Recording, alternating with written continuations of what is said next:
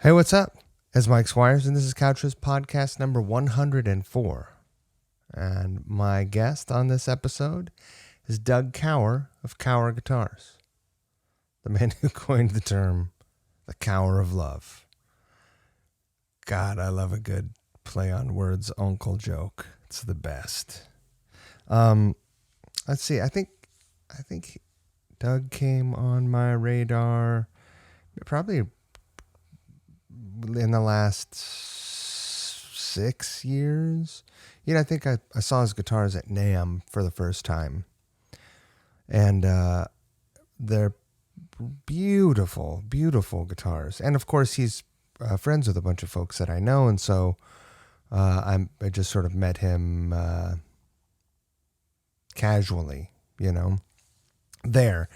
And super nice guy, real funny guy, super humble and generous fella. As seen in this year's benefit guitars that he's done, which is great at a time when a lot of people are really worried about, keeping themselves alive. He's, keeping their businesses alive. Doug's was sort of like, well, I'll be fine. So let's see what we can do for other folks. And I think that's great and amazing. So thanks, Doug. Go check out cowerguitars.com. That's Kauer.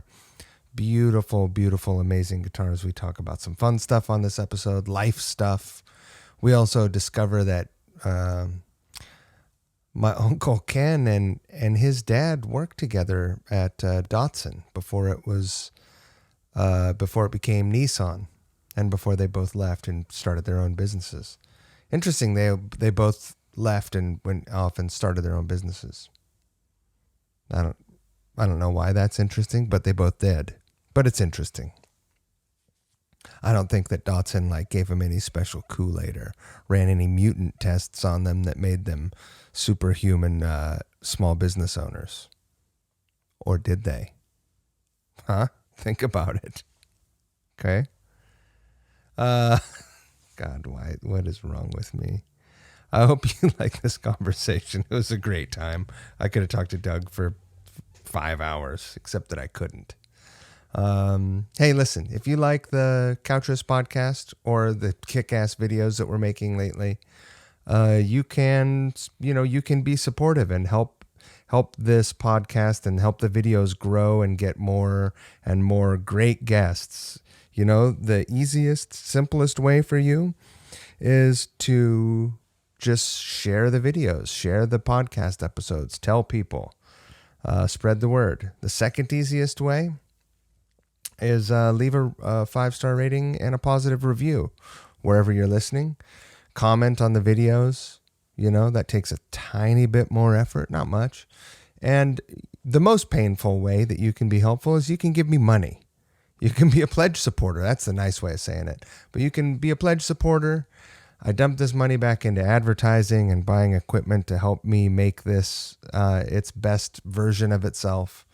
And you can support the podcast for as little as 99 cents a month over at anchor.fm. There's a link right in this podcast description where you're pushed play. Or go to anchor.fm, search for Couch Riffs. And right there, there's a pledge button.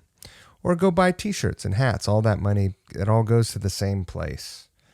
It's not my bank account. Listen, there are a bunch of folks who currently support Couch Riffs, and I really appreciate it. I want to thank them now. So thank you, Ryan Waters. Thank you, Hayden Smith. Thank you, Ryan Hooper. Thank you, Jamie McParland. Thank you, Matt Gabbs. Thank you, Justin Jones. Go check out his killer guitars. Thank you, Doug Starkovic. Thank you, Deja Colantono. Happy birthday. It was your birthday just yesterday. Although by the time this posts, it'll be 2 days ago. Thank you, Adam Pranica. Thank you, Dan Hurst. Thank you, Mike Lacerda. Thank you, Soto Rebellos. Thank you, Dan Leary. Thank you, Kathy Giordano. Thank you, Rebecca Pellman. Thank you, Danny Bland. Thank you, Perry Morgan. Thank you, Oliver Spencer. Thank you, Paul Hutzler. Thank you, Justice Gash. Thank you, Steve Hall. Thank you, River City Guitars. River City Guitars is a great little guitar store in Spokane, Washington.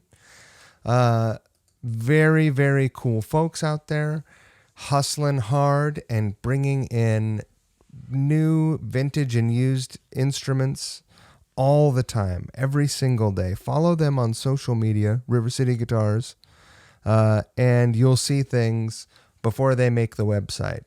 And if you're clever and you're interested in those things, you'll give them a call at 509-818-7693, or you'll reach out to them on social media, or you'll send them an email at sales.rivercityguitars@gmail.com. And you grab those things up before they even hit the website, you know?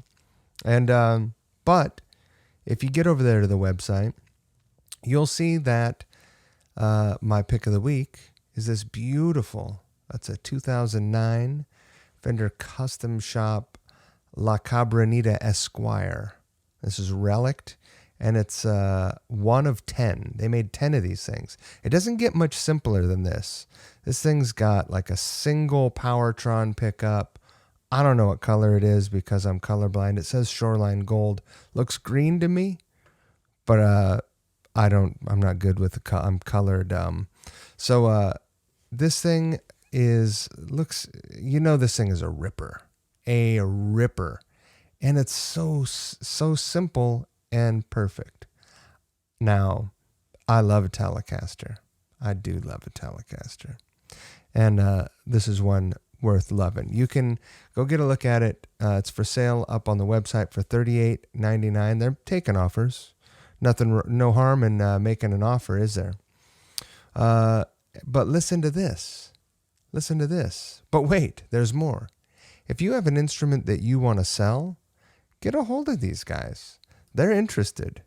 You can call them at 509-818-7693, or again, email them at sales.rivercityguitars@gmail. Every day is a buying day, okay? Bobby's traveling around, mostly, the West Coast and the Northwest, buying instruments. But, my guy takes a lot of road trips.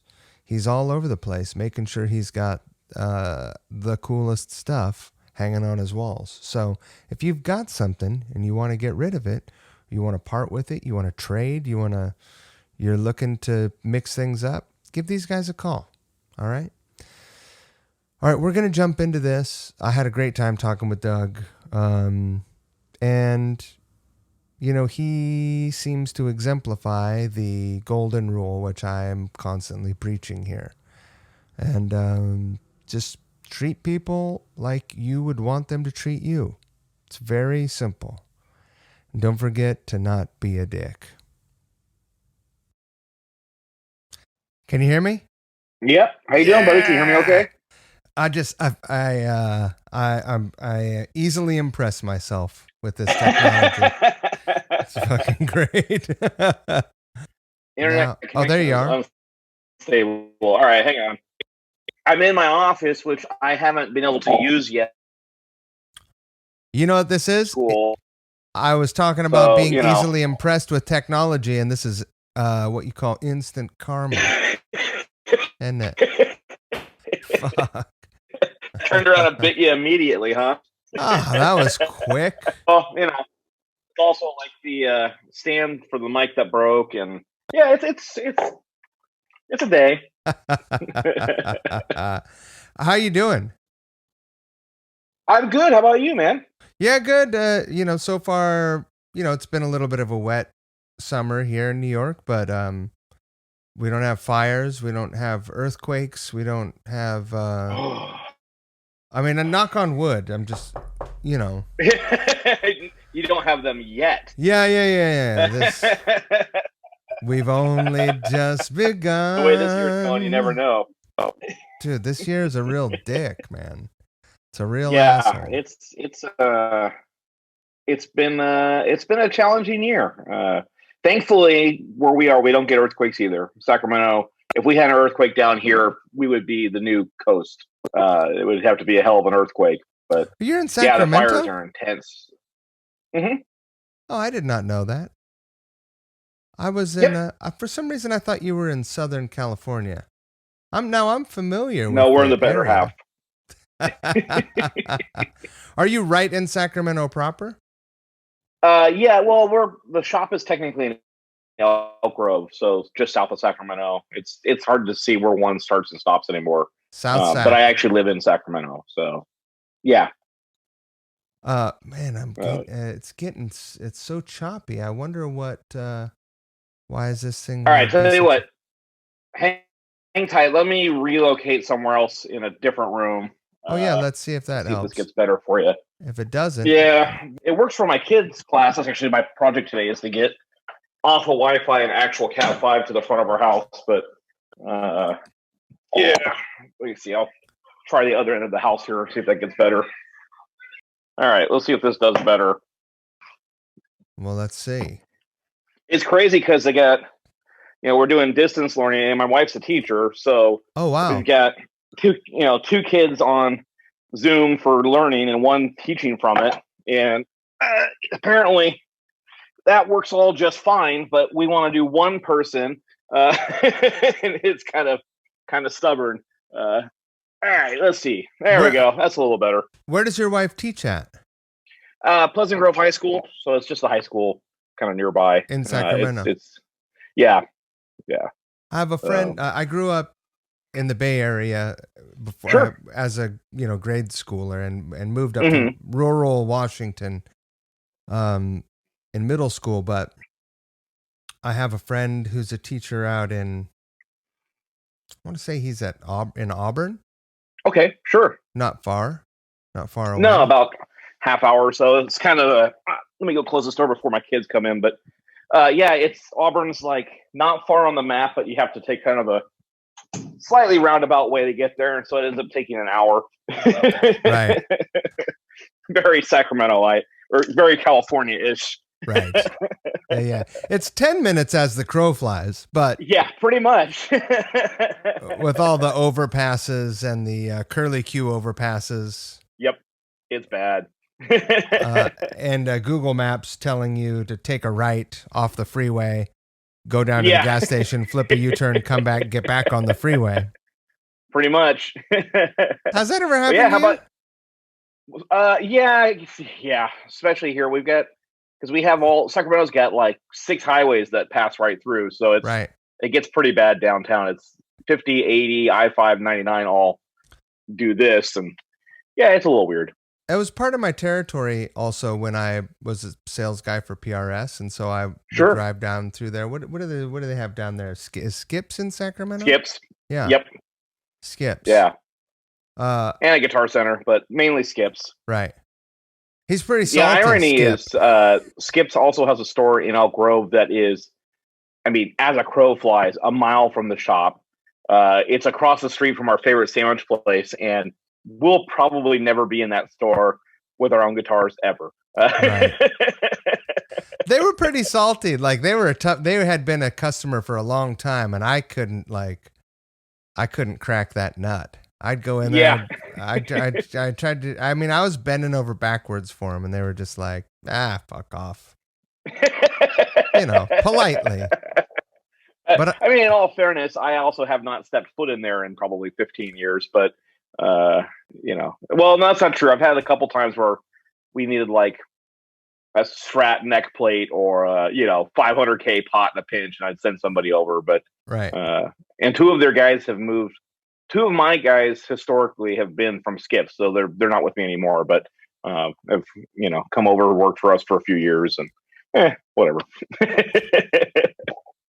I was going back through your Instagram and through your social stuff, and I saw that in January you've got delivery of your Plek machine. Yes, and you dropped a bunch of coin on that machine leading into this bullshit year. Dude. Yeah, there's 2 ways to look at that. I dropped a lot of money out of pocket. We didn't finance it. We bought it outright. We somewhat financed it, but it's paid for in full now.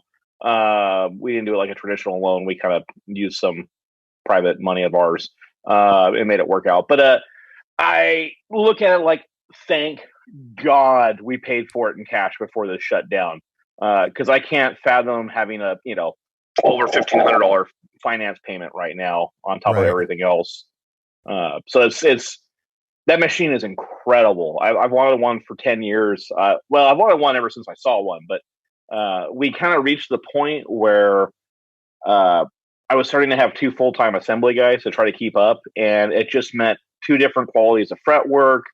And we were we've come up close to buying it a couple times. I don't know, maybe 5 years ago, we were kind of in a position we would have had to finance much more of it, but we're like, I think we could do this. And then we ended up, I think that was the year we bought the UV booth. We switched to UV finishing, and I was like, well, I can't plex stuff that's not painted, so I might as well get the thing that I can paint.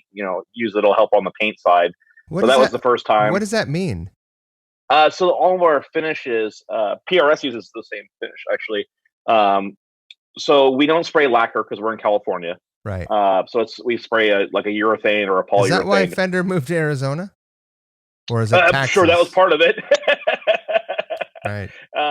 But we switched to what's called a UV cure finish. So it's the same finish chemically. It's still a urethane finish, but rather than adding a catalyst, like an actual chemical to it to make it cure and harden, it's pre-mixed with what's called a photoreactant catalyst. So you spray it on, and then we have this thing that looks like a giant phone booth basically, but it's got a UV lamp. It's about 20 inches wide. It's a like instant skin cancer lamp. You hang the guitar in there, and the lamp does its thing, and the guitar spins while it does it, and then it completely hardens the finish in about a minute and a half. Get the fuck out of here, really? Oh, it's incredible. And it's the big thing for us was it didn't just speed things up, because it's like I've had discussions with bigger companies and stuff where like if you've already got 300 guitars going every day and you're not waiting for that one specific guitar to get paid, it doesn't really change your life all that much. But because at the time there was only 3 of us in the shop, it cut like 2 weeks of waiting out of the finish process for us. So we could get on one, stay on it right away. I would start it on a Monday, and by Wednesday I was totally done with that guitar.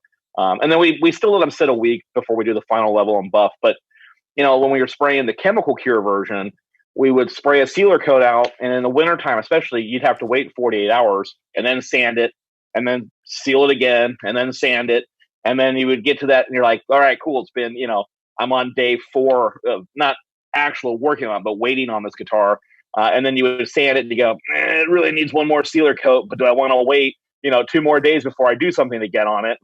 And then on top of that, with UV, it takes all the weather out of the equation. There's no mixing. So like if you overmix or undermix the finish, the catalyst with urethane, you could have problems. There's just none of that. You just spray it on, and you wait the time you got to wait, stick it in the booth, let it do its thing, and then get right back to work on it. It's incredible. So it's made teaching finishing a lot easier. But to clarify, that's only for the sealer, like the clear coat. And the sealer and the clear coat, yeah. Yeah, Right. anything that's got pigment in it is still sprayed traditionally because it would block the UV light. Right. So like color, but color doesn't hold us up. I mean, the color that we spray is just a urethane base coat, and so it's basically an automotive finish. So we spray that color on. We don't have to. You can wait like an hour and then spray clear coat, but with Banshee, especially because it's got the neck through and all the sharp inside steps and stuff, we tend to schedule the day. So I spray color kind of towards the end of the day, and then the next morning I come in and start spraying clear. And that gives it a lot of time. You guys have your own spray booth. You're doing your own painting there. Yep. Yeah. I primarily, historically I've done it all. I started by myself. But now these days, besides running the business and the design work and the programming for the CNC machines, I primarily paint. So there's actually 3 of us in the paint department. Of the 6 of us, that's half the team. So Alex, this girl who started at a high school last summer, who's amazing, she does all of the process up to color. So she does the isolant or like the final detail sanding, and then she sprays the first coat, grain fills it, sands it, does all the sealer, gets it all the way to masked off for color. And then I come in and spray color and then clear coat. And then Logan, my guy who started in like November. So who was with us all about 2 months before everything shut down, and then got paid to stay at home for 2.5 months, which was a sweet deal. But he does the final level in buffing because you can't do the buffing. It throws so much stuff on you, and you're so static charged. You can't go spray something afterwards. You either do that or you paint. Right. So we kind of found that the three of us make a good team, and we get a lot of guitars painted now. And the quality, especially with UV, the quality went. They're just like, other than the expense of it, there's not a downside.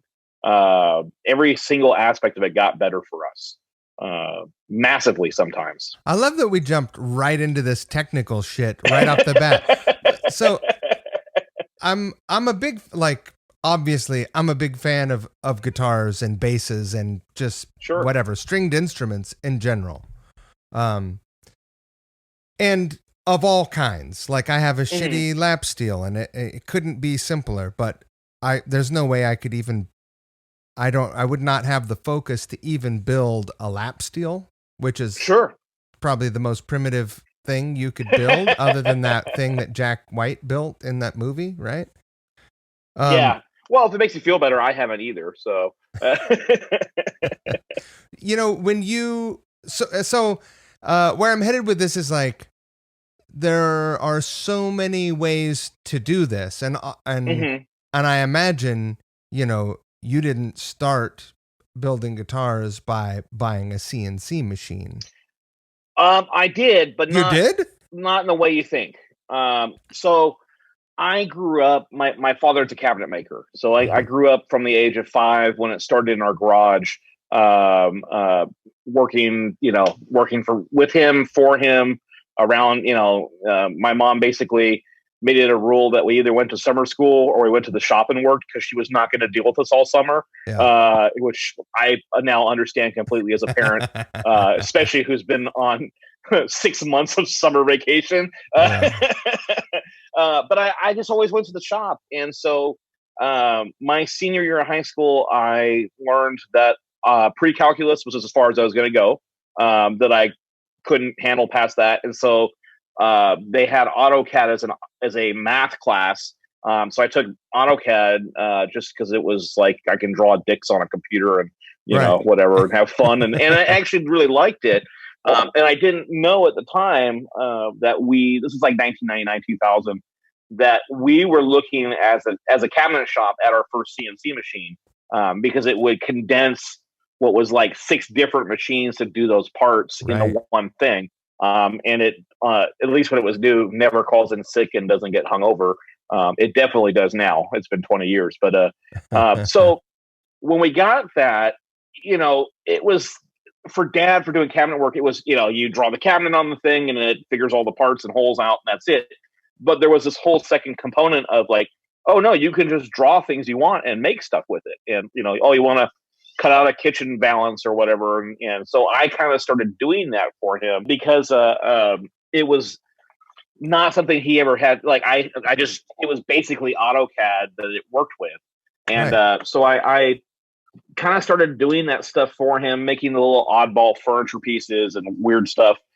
And then I just kind of started making my own stuff on it. And at one point, this is like 2005 or 6, this piece of maple came in the shop that was really pretty. And it was just, we ordered 500 feet of maple to turn into crown molding or whatever. And it just was a nice board.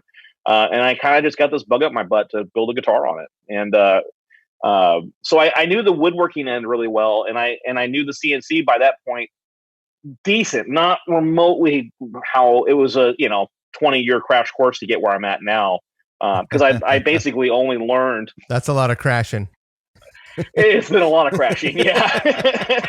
That very first guitar I did was kind of a PRSE bolt-on thing, and it was really neat. But like, I didn't have a true copy of AutoCAD at that point, and I didn't know. And the problem was the software that drove this machine, because the machine's from Italy. And it was just this dumbed down for cabinet guys version of software, which I actually end up loving now. Like, I know how to really use the software, but like, I didn't know how to import from AutoCAD. So I literally had taken like a like a window cling, like a clear transparency, and like sketched the shape that I wanted, and then like traced it on the screen to get those curves and everything. And it was a really backwards way of doing it, but it actually worked pretty well. Like the math related details like bridge position and all that, you can't do it that way. But like just for like transferring hey, I kind of want this to look like this shape. That was a really decent hack Right. that I had figured out. And then I finally got real copies of AutoCAD, and I was able to find the problem I had was I needed one. The software would not work unless you physically had a copy of AutoCAD. This is really nerdy. Release 14, which was designed in like 1995, which happened to be the release I learned on in high school. But it's like 12 years after the fact, and no one. I finally found a buddy of mine. I think literally on like the Volvo message board that I was on, because I also messed around with hot rodding Volvos and stuff. And a friend of mine like sent me a bootleg CD. Like I just needed it to physically copy on the machine. Like I could draw from newer AutoCADs and save it as the old format, but it needed that one thing to work. And like, so finally I got that all working, and then it was much easier to go from there. But AutoCAD, it was kind of a weird way to get in it because like that tracing, it took me a lot of years to get a sense of proportion, because when you can draw something on the screen and it looks good, and then you cut it out and realize you just made a 18-inch wide guitar, Right. And it's way too big. It took a lot of years to get that feel right, and the CNC was kind of nice early on for that, because I could draw something and just go cut literally an outline of the thing out of whatever scrap was laying around and go, oh, okay, yeah, this is going to be too big or too small, or this needs to, get kind of that crash course in design. And so that really kind of helped. I would not have gotten into guitar building any other way. Like it had never crossed my mind as something to do. It just, if I hadn't been at the shop, if I hadn't, been using that machine, honestly. What was the first guitar you ever owned? So the first one, so my dad played guitar.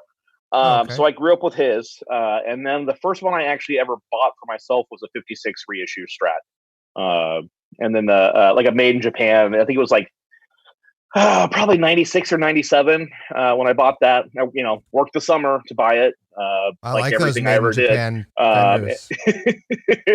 then I had I bought, I had a couple of Epiphones. And then the first probably real expensive guitar for me at the time, and probably the only one I've ever actually paid for at this point, was I bought a Taylor 710 when I was that was around 2001. Same thing. I worked 2 summers to buy that guitar. Right. Which was much better than the summer I worked when I was in 4th grade to buy a 7-volt Makita drill. Like I just wanted one, and I realized now looking back that I worked for 3 months straight to buy probably an $80 drill. So I finally got a little ripped off that year. But well, there's no child labor laws, No, not with family. I keep warning my children of that, who complain incessantly that we were literally out before I got out here trying to get our house on Cat 5 finally, and he's out there complaining, and I'm like, CPS, you've been out here for 5 minutes. CPS cannot hear your screams in quarantine. Yep. But yeah, I came to it with such a maybe different approach. I get real. I'm in a weird camp. I will never throw stones at somebody if the end result is good. If no matter how you build a guitar, if the end result's good, I'm not going to argue with about it, because there's a million ways to do this. But I also will not I don't like being dictated to about how I think. Not, let me rephrase that. What tools I should be using. Like when we bought the Plek, people were like, oh, it's just another, go 2 CNC machines and the computerized UV booth. You guys, build guitars by hand. And I'm like, you don't go get surgery and then tell the surgeon what tool he should use. Like, you want the best tool for the job. Right. Yeah, exactly. And I'm also not good at my job, so I want to cheat as much as I can. And I mean, you have to be good at using whatever tool you choose. Yeah. Well, and like the Plek is, for me, there's 2 major upsides to that. One is obviously, like we were saying, the quality and the fact that no matter who puts that guitar together, that portion of the guitar will always be the same. if Nick puts it together, or I put it together, or Eric, who is our part-time guy, puts it together, I don't worry about it, showing up at a customer's house and finding out that they didn't do a double stop bend at the 15th fret and there's a high, spot where it's flat, bending out somewhere. Right. It's perfect. And that's amazing. But the thing that I really enjoy about it is I now have data that I can look at visually on, we've been plecking guitars, not just the ones we've been putting together right now, but any tower I could get my hands on. I mean, stuff that's mine or employees or customers. Like, we don't charge any before. I want to build the data set so I can look back at 12 years of guitars, fretboard scans now at micrometer levels of accuracy and go, oh yeah, Banshee is consistently doing this one thing, or our set necks are doing this, or holy shit, our fretwork has improved dramatically in 12 years, which we always had a good reputation for. But now I can look at this and see, trend lines over what I kind of just, where fretwork is tricky is you kind of have to have that like sixth sense of what's going on. And so that's only experience that can do that. And, knowing how our necks move under tension, knowing exactly where that truss rod is applying pressure and exactly how it's moving the neck and how fast it's moving the neck and, how we've done these things, that's just fantastic for me. It is cheating in some respect, but it's that last little bit of secret sauce that I can say, oh yeah, now I know what's going on. Wait a minute. Do you mean to tell me that caring enough to invest in the tools to make your end product its best and then record all of the data and keep track of it is cheating? I mean, well, it is for me, because if I have to do things where I have to write notes and keep track of it, right. I'll never do it. I'm too lazy for that. But it saves it, and all I have to do is go back and look. So that's the cheating part. I'm not very well organized. I wouldn't be a good scientist. Like, I understand scientific principle. I'm just not dedicated enough to actually write all that info down. I had no idea that you. I mean, I assumed that, like most builders that I know, start by cutting things out by hand and then growing the business to the point where they're like, okay, I can't do this by hand anymore. Yeah. This is bullshit. And also, like, and seriously, anyone that's got a problem with a CNC cutting out a body or a neck, it's like, well, fuck you. Clearly, you've never cut a body or a neck out. It doesn't matter. Yep. The CNC is, well, first of all, it's way safer than doing it by hand. And I get some flack over this. I have made many things in my life before we had the CNC with a template and a router doing furniture work and stuff. Like, I get it. But a CNC is just a router that you don't put your hands near. Right. And so, the one thing CNCs are really... One you can't fuck up. Well, you can if you try hard enough. CNCs are really good at making the same mistake that you programmed multiple times identically. So that's definitely one thing that you kind of have to learn to develop a feel for pretty quick. Right. I mean, I love it because, I think I probably was a snot about it, like a shit about it 10 years ago. Get it. I think going and seeing the PRS factory and seeing it in action a number of times and seeing like, holy shit. Like, I can imagine each one of these workstations in like condensed into a garage. Yeah. If you didn't have to make this many guitars a month. And I mean, that's just it. If you're going to make it's a numbers game in a lot of regards. Like, there's 6 of us in the shop, and obviously I had a leg up. And so I feel like I have to be clear about that. Like, I definitely started in ideal conditions. I spent 25 years with the family business, through thick and thin, growing that from a table saw and a shopsmith in a garage to what the shop is now. And I own half the shop. So we have 6,000 feet, 3,000 feet of the lease is in my name. Our unit, well, it's 2 units that back up to each other, but the equipment and stuff is spread out. So like, Dad's business still operates. He's got 2 guys and they still do cabinets, and it works out fine for us. Does he still have that CNC? Oh yeah, we have 2. The same one? We've bought up. Same one plus a new one we bought 3 years ago. That was the second time we were going to buy a Plek. We opted for the new CNC, and ironically, I'm actually not doing guitars on the new CNC. We pretty much primarily still doing them on the old one. What worked out well for us is we moved him off the old one to the new one, so we're not competing for time. And eventually I'll get guitars on the new one, but of course, because it's 20 years newer, I have to draw everything from scratch again, basically, and start over. And I'm just lazy, and I haven't done it. We have an accessory line that we make are these kind of furniture guitar racks. Yeah, they're beautiful. Primarily, we do those on the new CNC. Huh. I wondered about those. Oh, sorry. I definitely cheated a bit. I mean, I paid blood, sweat, and tears growing up in that business too. But I had equipment that most people don't have access to right off the bat. But it's funny because, like, when you go to PRS or Collins or some of these bigger companies, I have a lot of those same resources, and we're doing a lot of stuff, but only with 6 guys. You kind of see where you can have all the machines in the world, but eventually you have to throw people at the problem. And so we do a lot for 6 people. We do a lot for 6, but to get to the next level now, we're going to have to probably double staff at some point. Right. I think one misconception about CNCs. I mean, what is great about 59?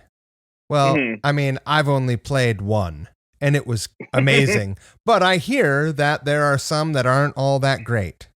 Yep. They're just the best thing about it is that it's a 59. Yep.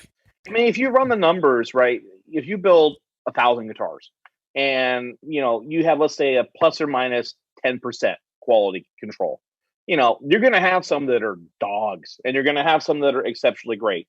The machinery, the Plek, the UV booth, the CNCs, the wood, learning more programming, all of that stuff pushes that plus or minus down for me to, like, I'm trying to be at like 2%, or 1%. Like, I want these guitars to be, as targeted, as good as I can make every other variable consistent, so that when the wood that I can only control so much. I mean, we kiln it, we work with the suppliers, we work with the mill, we work with everybody involved in the process, we season it, but it's still wood. Right. And pickups to some extent too. Like, we work with 3 companies because I know the product. It's Wolf Tone, TV Jones, and Lawler. I've never had one that didn't sound right. Factoid. They're consistent. Yeah. I grew up with Wolf. Oh man. What? How about that? I grew up with that motherfucker. We love that guy. We definitely. He's an amazing pickup winder. He's a very interesting character. Indeed, always has been. Thoroughly enjoy. Always has been. From I mean, I met him in the 7th or 8th grade. Yeah. Sure. Yeah. So back when he was a broadsword apprentice, probably, and sure. You betcha. But that's the whole thing, man. Those, like, Wolf is supernaturally consistent, and I've seen his process. He's got a CNC winder, and he's very thorough about the humidity and this and that. And we've built over 1,000 guitars, so we've probably had easily 1,500 pickups from Wolf by now, and I've never had one that didn't sound right. I've never had one that I had to send back. I never had, so if we can get it to where, like, we're plus or minus 2%, when it stacks up that extra 2%, you got a little bit of a magical guitar. But when it's down 2%, it's still a tremendous guitar. Right. But if you multiply that over doing 100 a day, and you don't have that tightness, I mean, that's where PRS is untouchable. Collins is untouchable. They've got that thing down to that, we're going to control every variable to be as good as we can make each guitar. And you can only do that with machinery. You just can't do it any other way. Right. You can't do that by hand. I mean, that's why you get, like, those weird 70s dog Gibsons. Yep. Well, I wish I could isolate it to the 70s. And there's things you can't duplicate with a machine. Like, we made this Instagram video years ago that was hilarious, where we, like, stuck a block of wood in our sander, and out the other end a finished guitar had come out, and we're like, see, that's all we do. And it's, we still have on average like 30 or 40 hours of handwork in every guitar, and that's with every process that I can cheat on. machinery wise. It's just, well, okay, depends on the model, but you Is know, that like a right? Super Chief or a 30 to Banshee 40 hours. yeah, I mean, just in the Li- finishing, I have Right. you know, every standing session on a Banshee is an hour, and we do that like 8 times.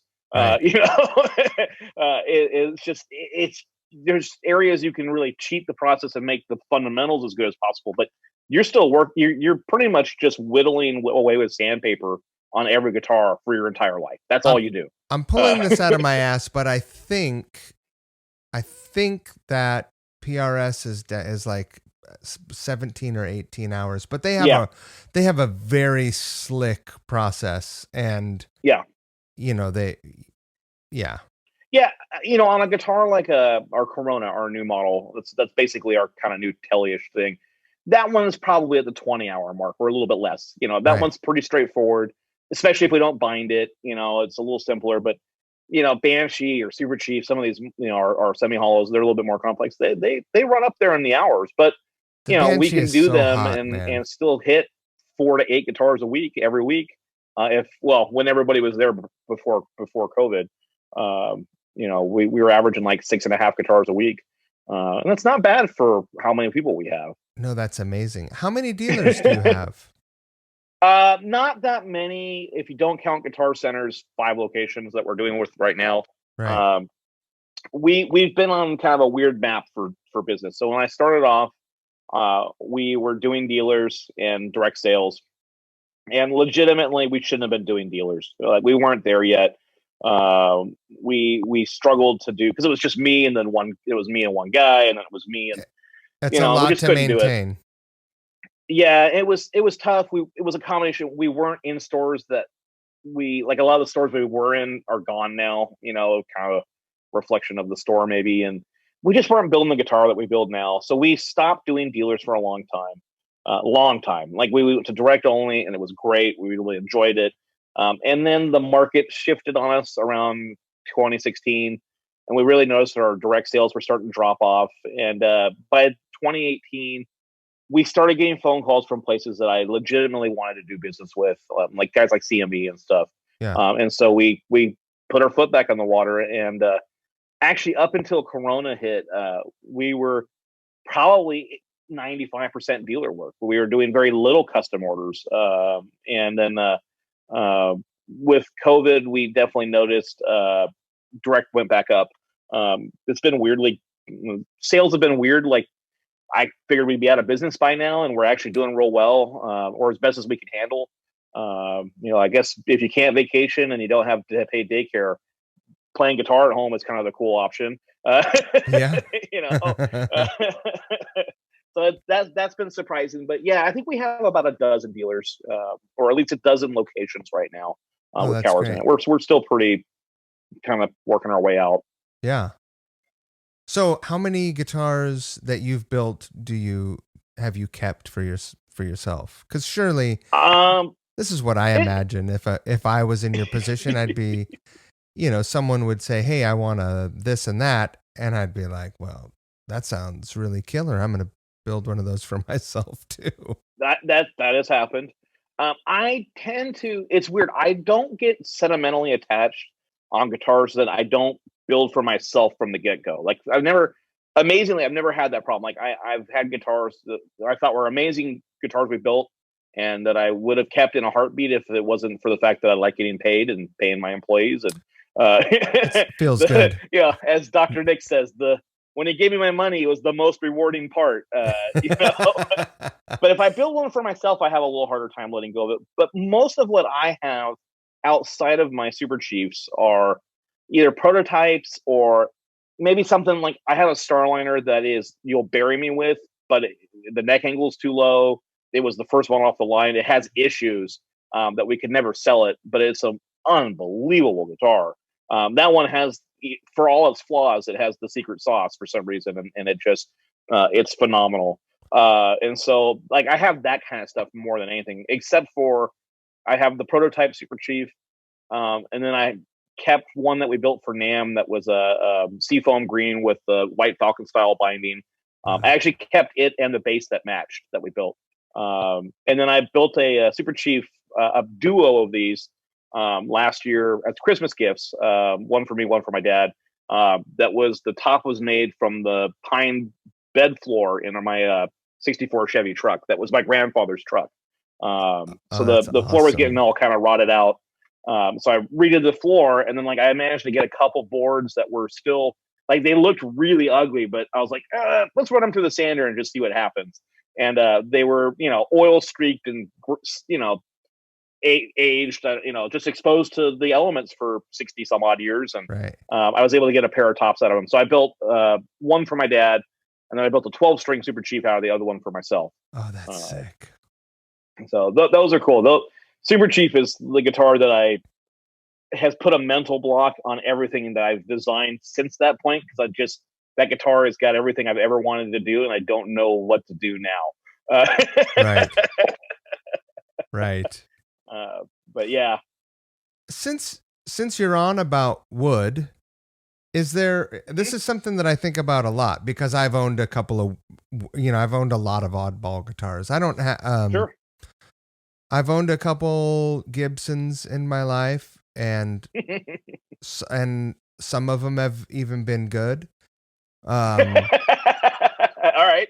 Like my first good, quote, good guitar. My first guitar was a PV, and I think maybe you would know this. It was a PV Patriot from the mid 80s.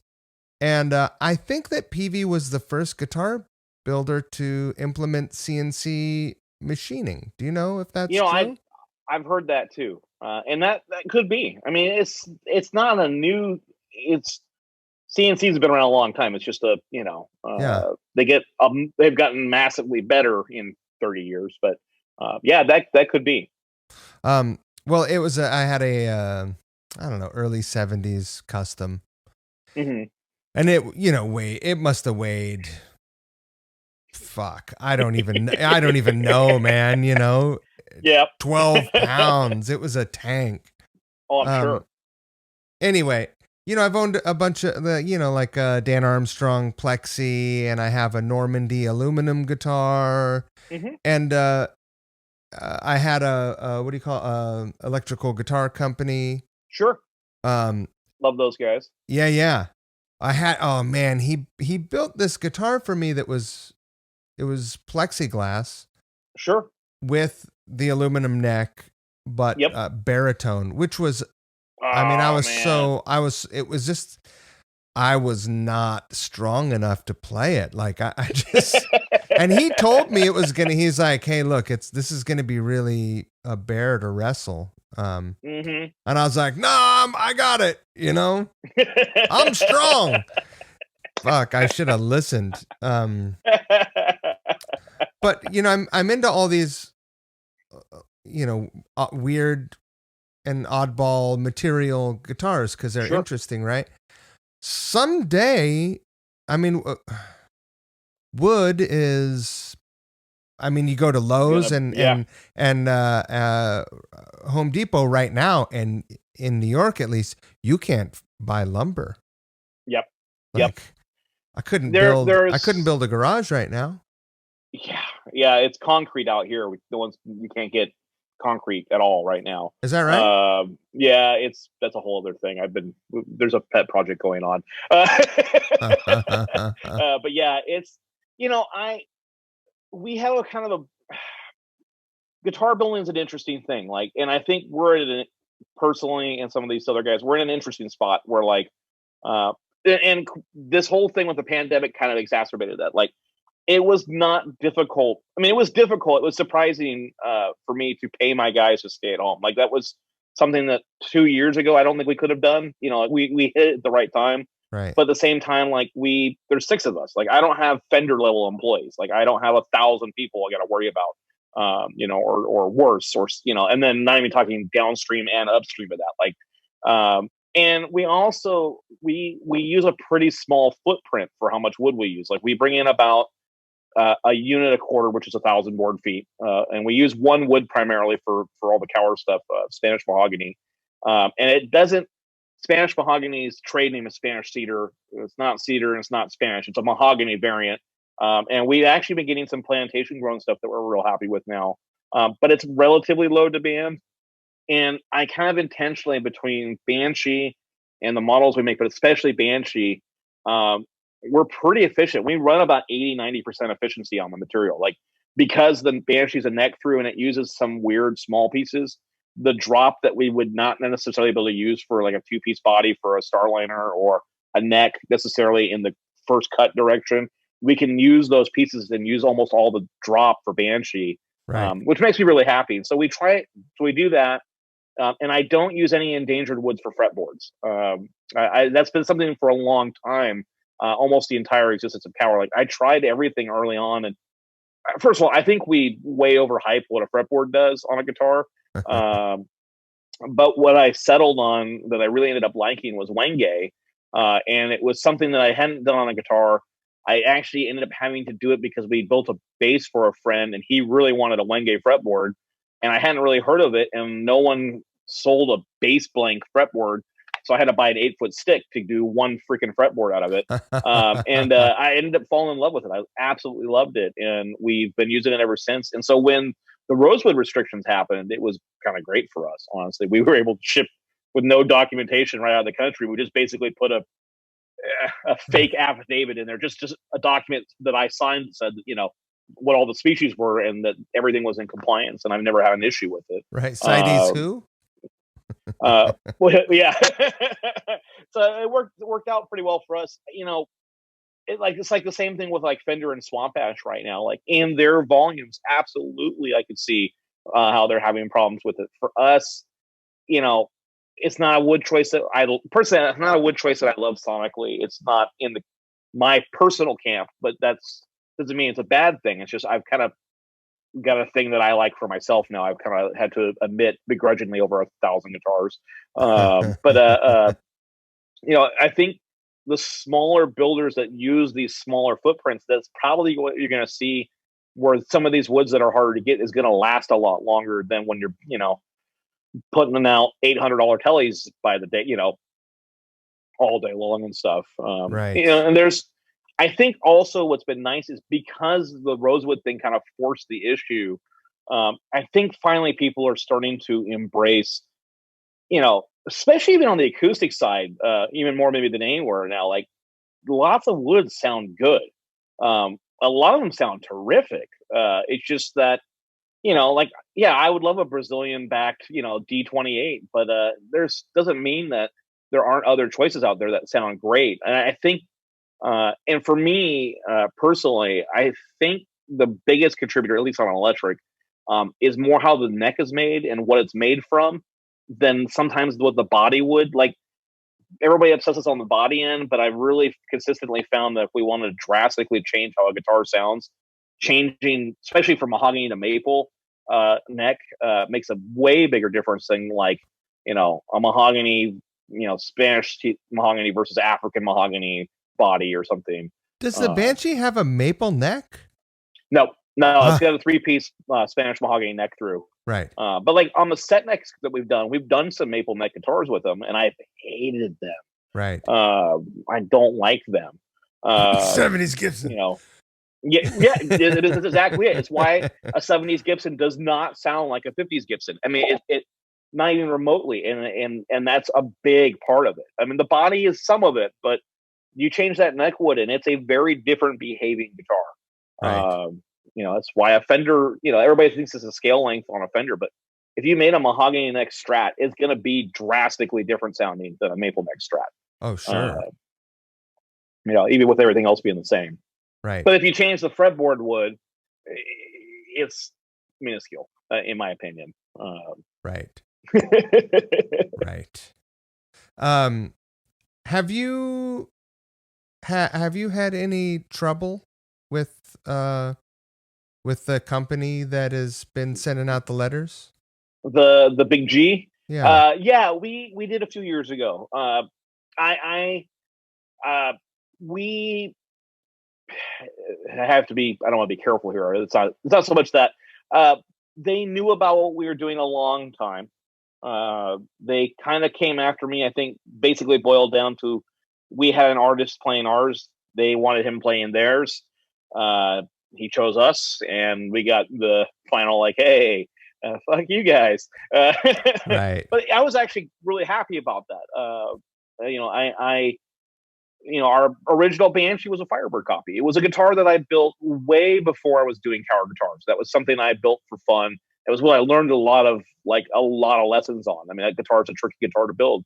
And people kind of caught wind later on. The first few years I was doing Tower, or doing our Daylighter model specifically. And so we kind of started building them. And by the time that Gibson had come after us on it, it was a sizable chunk of our sales. We had a good reputation for building finally a roadworthy version of that guitar, because I could do what I want. I'm not, Gibson changes. How many debates have you seen about, this 59 reissue is better because it's got the plastic condom on the truss rod? And, right. I probably can't see my jerk off motion here on the podcast format, but there's this, but they're locked in.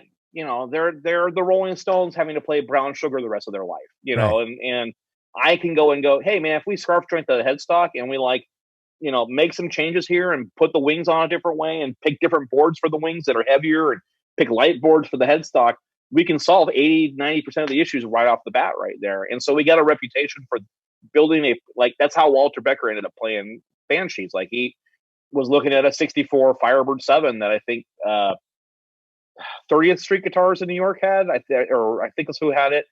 But it was his guy, Night Bob, who was friends with our dealer at the time, is you got to try this Cower, because you could buy 3 of these for that price, and this is a way better built guitar to take on the road. Yeah. And Night Bob knew Johnny. Night Bob has come up so much on the podcast. I feel like I need to have him as a guest. He's the greatest dude, and he's hilarious, and he is.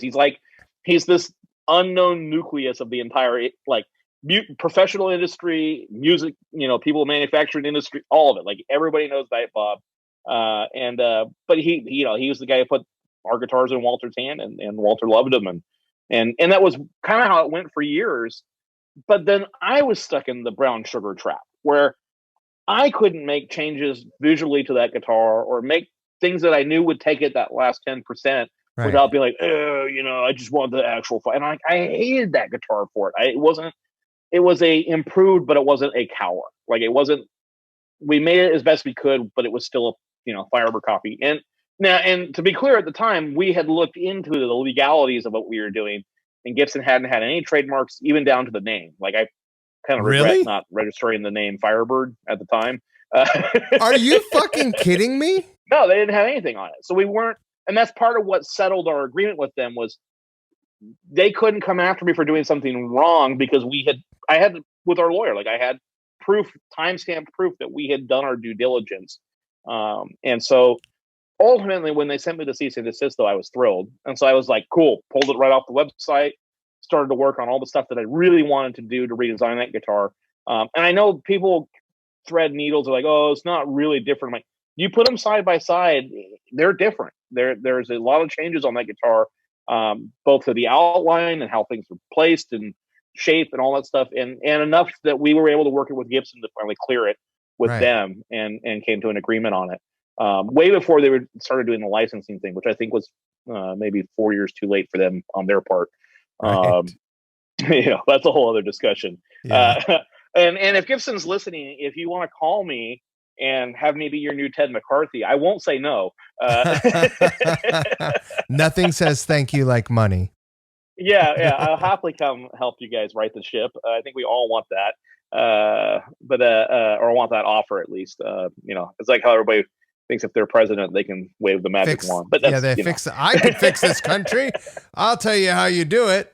Yep. Yeah. Oh yeah. Well, what about this, that, and the other? Oh man, but yeah, it's because so that guitar is finally on kind of our thing now. I feel like we're making it's an actual Cower, and especially now as we've moved into doing the deluxe that has the maple top.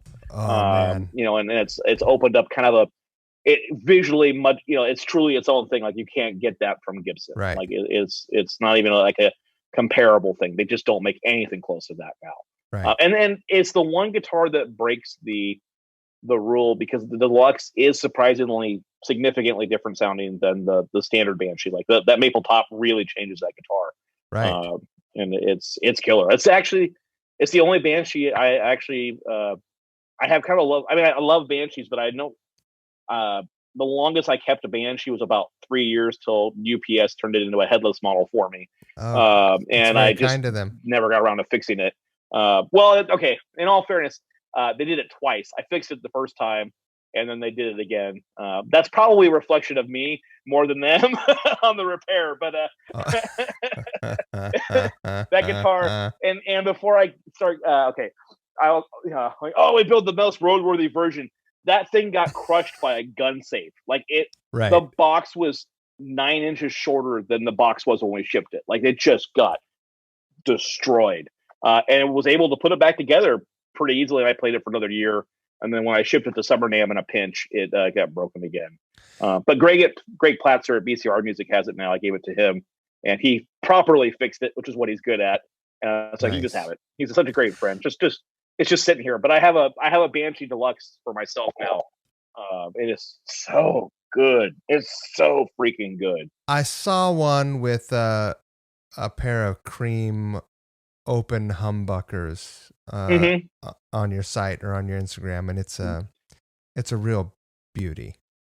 Yeah, that was one that I'm a real sucker for, that finish, like that faded lemon burst finish, and that was one that was like, oh yeah, I'm gonna ship it. I've definitely had a few lemon burst guitars over the years that I've kept for long stretches. Yeah, I like that finish. I'm colorblind, so something has to be pretty dramatic. I have a lot of black guitars because I'm like, I don't know what color to get. I'll just get a black guitar. But it's got to be something pretty dramatic, But that, with the flames, it gets me every time. Sure. And it's a color that I can at least recognize. Like I don't usually have problems with yellows. It's like blues and greens. Mm-hmm. Sure.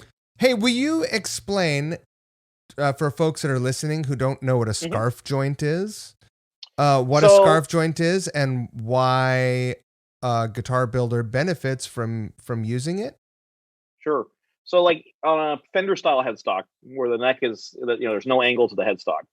The grain of the wood is running the same direction. I realize I'm doing my Italian thing here that no one can see. But, the grain's running throughout the whole thing evenly. But when you take and that's one headstock, solid piece of wood. Yep.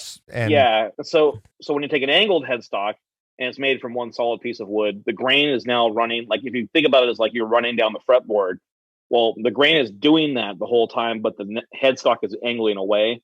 So in that joint where the angle starts, the grain is chopped and shorter and weaker theoretically. Not theoretically, but it is. So like on a PRS, they solve that by just shallowing out the angle. So on our set neck models, we do the same thing. We use an 11-degree headstock. It's all one piece. And then we do a couple things where we run splines under the fretboard that go out through the headstock, and then it's covered by the cap. And so that helps strengthen that area too, but it's not really needed. But on a Firebird or any Gibson with a 17-degree headstock, that's a steep angle. And so there's not a lot of material there. And the grain's also already handicapped in that spot because of the way it's cut. And then we do one other thing, us versus them, where because they use a traditional truss rod, that's why you have that big cutout at the headstock for the wrench. We have a custom built truss rod for us that lets us take only a 1/4 inch by 1/4 inch channel out. So it's a really small channel, so there's very little material removed there. And that helps too. But Firebirds especially are not guitars that sit on stands very well.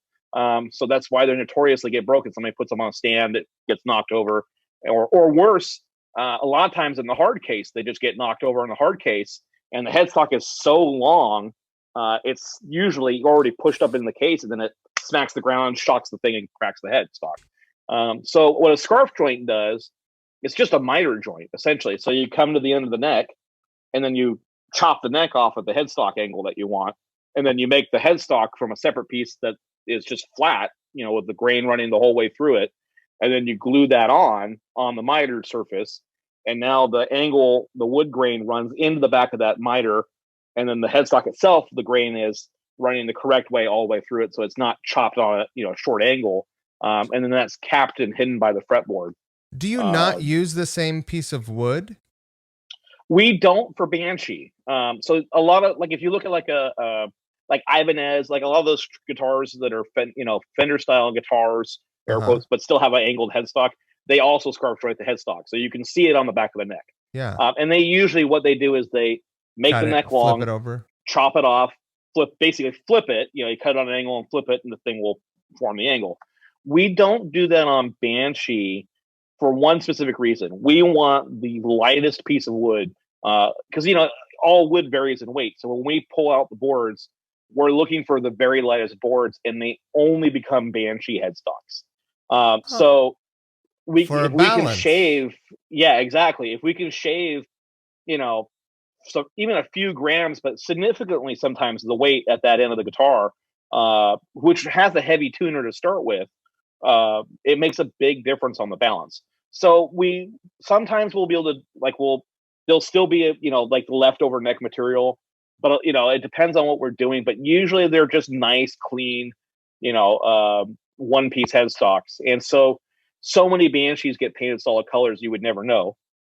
And then we try to save them, like if we know this is going to be a Banshee Deluxe where you see the neck and the whole thing, we'll try to really do a nice, good color match. But it's weight first. We always pick it on weight first.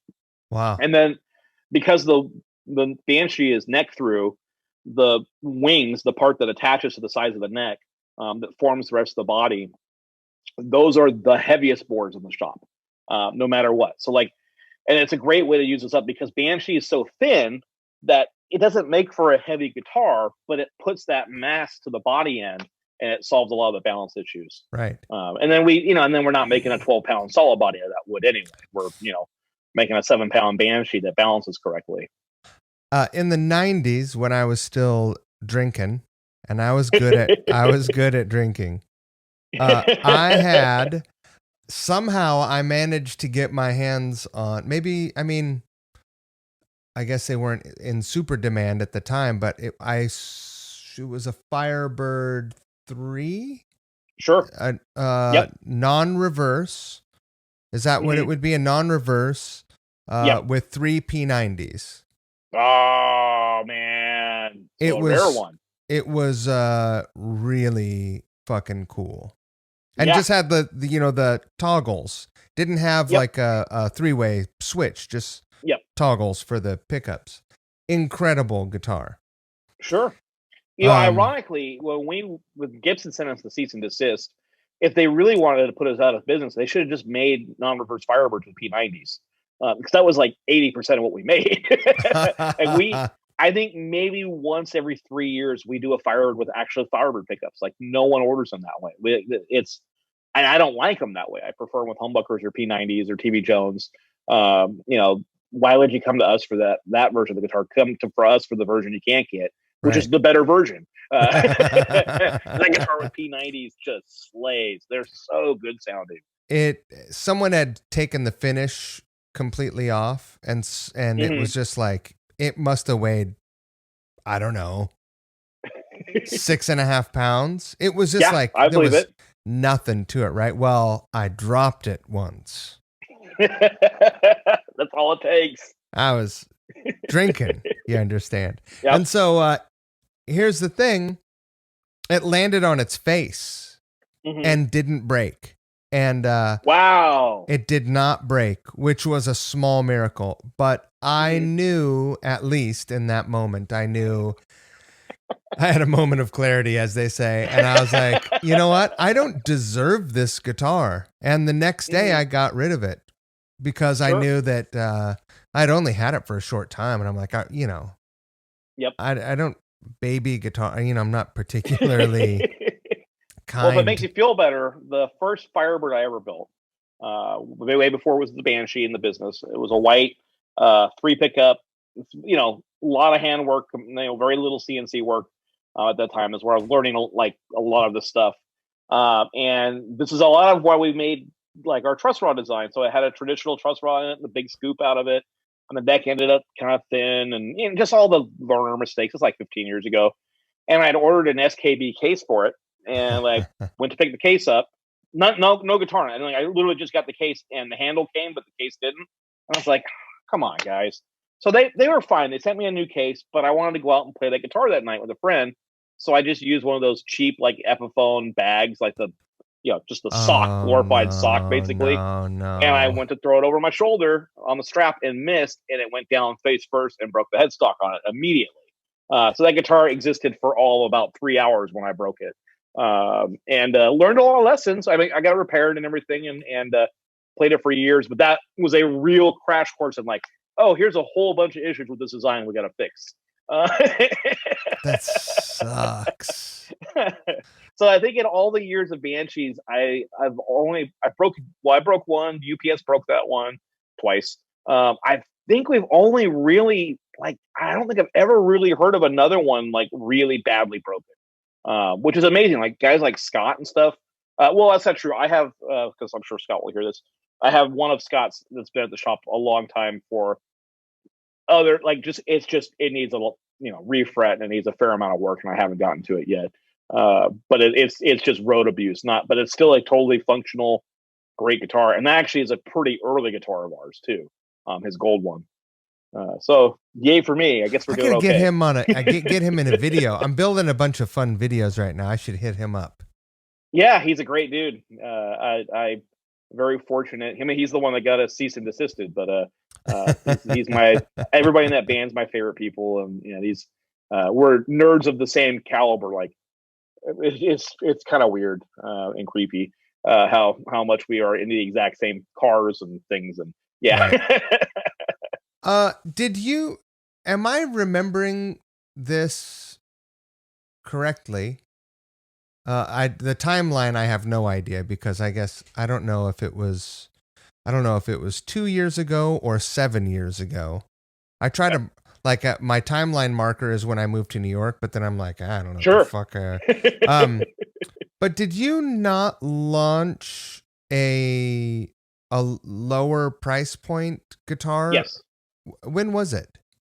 2016. So we launched ago. a brand called Titan Guitars. And the new Corona model that we were literally going to put on the website probably next week. Is it called the Corona? Yeah. So Titan came out 2016. It was like, how do I, it's the classic argument, right? Like, and I knew this was kind of destined to fail, but I wanted to do it anyway. Like, if you just build a guitar for $1,500, you'll be a billionaire and you'll sell 1 million of them. It doesn't work that way. It just doesn't. But I wanted to try. Well, the amount of time that you have to give it is not incrementally. It doesn't. The ratio's not there. Some of it's that. Yeah. It's also, there's a price range where, okay, so people who think boutique builders are way overpriced, there's a price range where people buy our guitars, and there's a price range where people want to buy their first good Gibson, their first good Fender. Right. And it doesn't work to be in that price range. And Titan is in that price range. And so you lose on the name, right. And I get it. People don't come to me unless they've been through their Gibson, Fender, other brands. And when they want to get into the stuff that, like, I want a guitar that I'm not going to go see at the jam night, that's when they come to us. Right. So we did Titan, and it started as a partnership. We built the bodies and assembled them. Grover Jackson made our necks because we didn't have the plec. He had a plec. We knew that I couldn't dedicate the time to making necks and the bodies and doing all the rest, and keep that guitar at $1,300. It's just, I had to have help somewhere. And so it was a really good partnership. And we launched that guitar at NAMM in 2016. We did a lot of them. It's the guitar I'm honestly most proud of for a lot of reasons, because we put out a guitar that was entirely California made, had Seymour Duncan, California Seymour Duncan's, not the overseas line, Emerson pots. It had kind of a cheap gig bag. That was like the one thing you could opt for the mono, but the standard case was a cheap case. But like everything about that guitar was a fundamentally rock star guitar in terms of, parts, quality, sound. We were like counting pickguard screws. Like, hey, if we take 2 screws out of this pickguard, we'll save, 7 cents a year, but 3 minutes of time every day, just to get it down to, can we do this? And it was not immensely profitable, but we were able to do it. And ironically, that with an earlier question you asked me, that was one that I played one. Like, I have a Titan KR1 That's just a middle of the run. Like, I liked one that we did for somebody else so much, I built one for myself to keep. It was just it's a Lawler Imperial on the neck and a Lawler J Street bridge, and I play that guitar constantly still, more than I probably play anything else, because it's satin finished. If it gets beat up, it looks better. I don't worry about it. If it got run over by a truck, I can just go make another one. Right. And they were universal routed, and so it has a big bathtub route, and everything's on the pickguard. So we were able to. I think the genius of this guitar and why it didn't immediately just become a million of them used is you could, when we were still doing it, you could call us up and order an entirely different pickguard arrangement, and it was just like 12 screws and one wire you plugged in. Right. It didn't take any time to swap it out. So, and then from a production point of view, it made the bodies and necks standardized, so we could just keep making those parts over and over and over again. And the UV booth was also part of how that was able to come about. But this is a phenomenal guitar. I'm really proud of it. But it did kind of what I figured it would do. We sold a ton of them, and then we sold a bunch of them, and then we sold some of them, and then we didn't sell any more of them. Right. Like it kind of just progressed every year. Like, and I think the only way we could have either kept going forward would be to have to put huge money into advertising and distribution on it, which we, at that point, we couldn't afford to do. Like, it's just, there's not that much money in it to do that. Or we just managed to find the 600 people who wanted one, and that's kind of it. So the Corona, which is coming out, is basically the cowrized version of that guitar. So it was the KR1, now it's the Corona, made in time of Corona. We also used that guitar to do a bunch of kind of fundraising for causes that we were really passionate about. And so it's kind of, we're going to take this time, even though it's K Corona, not CO, but we kind of feel like, let's take advantage of this time that we're all suffering through and make something good out of it. And so I'm excited about it. And it's gloss finish and binding and swamp ash instead of satin finish and basswood. Though I kind of prefer the basswood still, sonically. Roasted maple necks instead of a plain maple neck. Nice. It's but it's also going to be a $2,800 guitar. It's twice the amount of work and materials into it. Right. So we're charging accordingly. But we still own Titan, and we own the trademark and everything. So at some point, I hope to bring it back. I really don't want to do it overseas, though. I'm really stubborn about that. It's not that I don't, I have a lot of friends doing guitars with world guitars in Korea, and they're phenomenal. Yeah. I just don't know that the world needs another Korean guitar, to be honest. And then it becomes that same boat. Like, you need a real sales distribution team and channels, and you can't you can't run these as lean as we can run, in our shop. You got to commit to buying lots of them and bringing a container load over. I don't want to do that. It's not what I want to go with. When you're ready to hire a sales guy, you think about me. You know what? That might be getting that phone call. We're working on it. It's one of those things, especially like right now. We finally got back up to 80% staff a week and a half ago, and I'm like, oh my God, it's so nice. There was 3 months where I was wearing everybody's hats, doing 6 people's worth of work again, and trying to bring money in the door. And I'm like, so can't do this much longer. Let me ask you this. Is your father also in his business as deep as you are in your business? Or oh yeah. So you learned a lot about business from him. Yeah, I mean, he learned it the hard way. So he didn't go to business school. He fell ass backwards into doing cabinets, kind of how I fell ass backwards into doing guitars. I was adamantly never going to be self-employed. I had been through that with my parents and growing up, and we weren't poor, but there are stretches I know that we were free. They were stressed out. They're covering the mortgage, or they're going to have food, they're going to have gas this week. Sure. And that doesn't go away ever. Like, that's right. Going on right now. He's got 3 jobs that are stuck because, pandemic, now fires, that's clogging up the shop. And so it never seems to go away. But I got to watch growing up and learned a lot of lessons of things to avoid, or maybe, and see, when I kind of got, I didn't know there was a boutique guitar industry when I got into this. Like, so learning lessons about watching, how other brands got absorbed or maybe overcommitted and it went sideways, that helped. I also, I have a wife with a real job and stuff, so that I don't have to worry necessarily about I have to worry about the shop and my employees, but I will always have a house to live in. So that makes a big difference. Right. So like when we did have to shut down, I just turned my salary off. I mean, I'm the lowest paid employee in the shop. I take enough to cover my car payment pretty much. And then, I made sure those guys were covered. Like they're my priority not because I think of them as family at this point, but I also have a significant investment in some of them for years now, training them, and sure. I depend on them. And I also hate doing their jobs. I don't want to go back to doing it. And as we've said, I like that they handle those parts now. As we've said, nothing says thank you like money. Yep. Bourbon helps. But yeah. But you have to feel appreciated as an employee. Otherwise, you'll bail and you'll find someone who does appreciate you, right?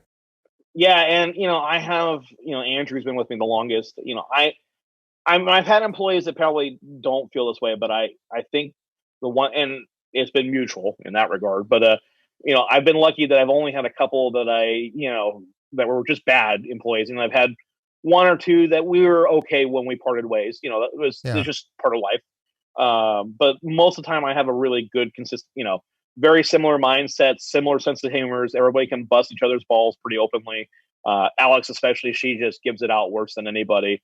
But everybody's there. One of the biggest things I think from growing up in the family business is you get a pretty quick feel for people. Like if this is going to be a good fit, right? Or I've definitely hired people with a job in mind for them, and then ended up they've gone and clearly shown it some other aspect, and it's been great too. And so that's always a surprise.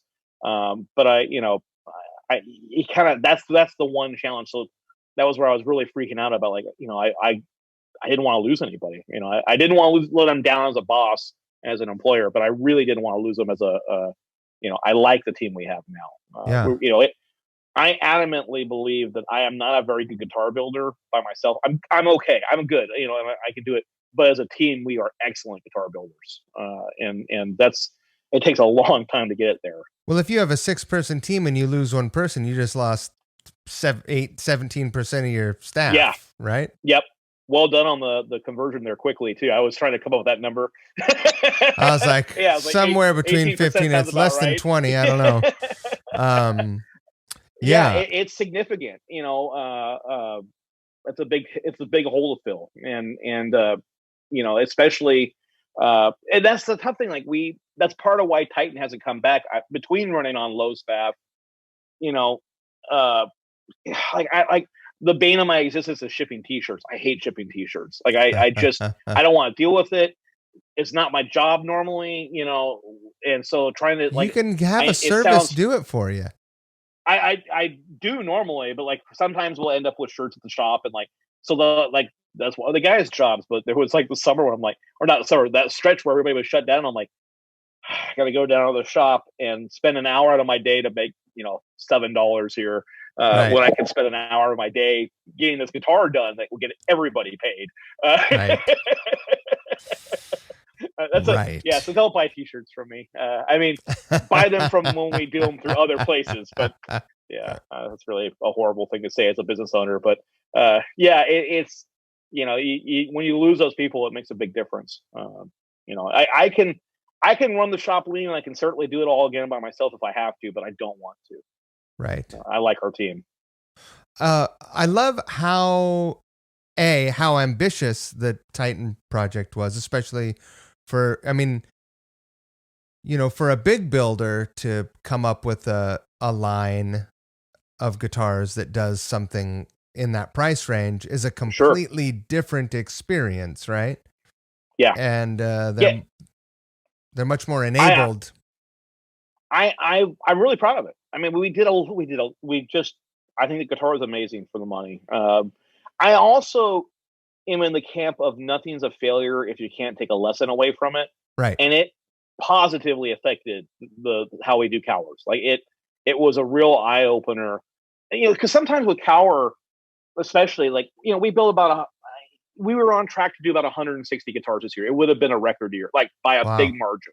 Our best was last year. We did about 120.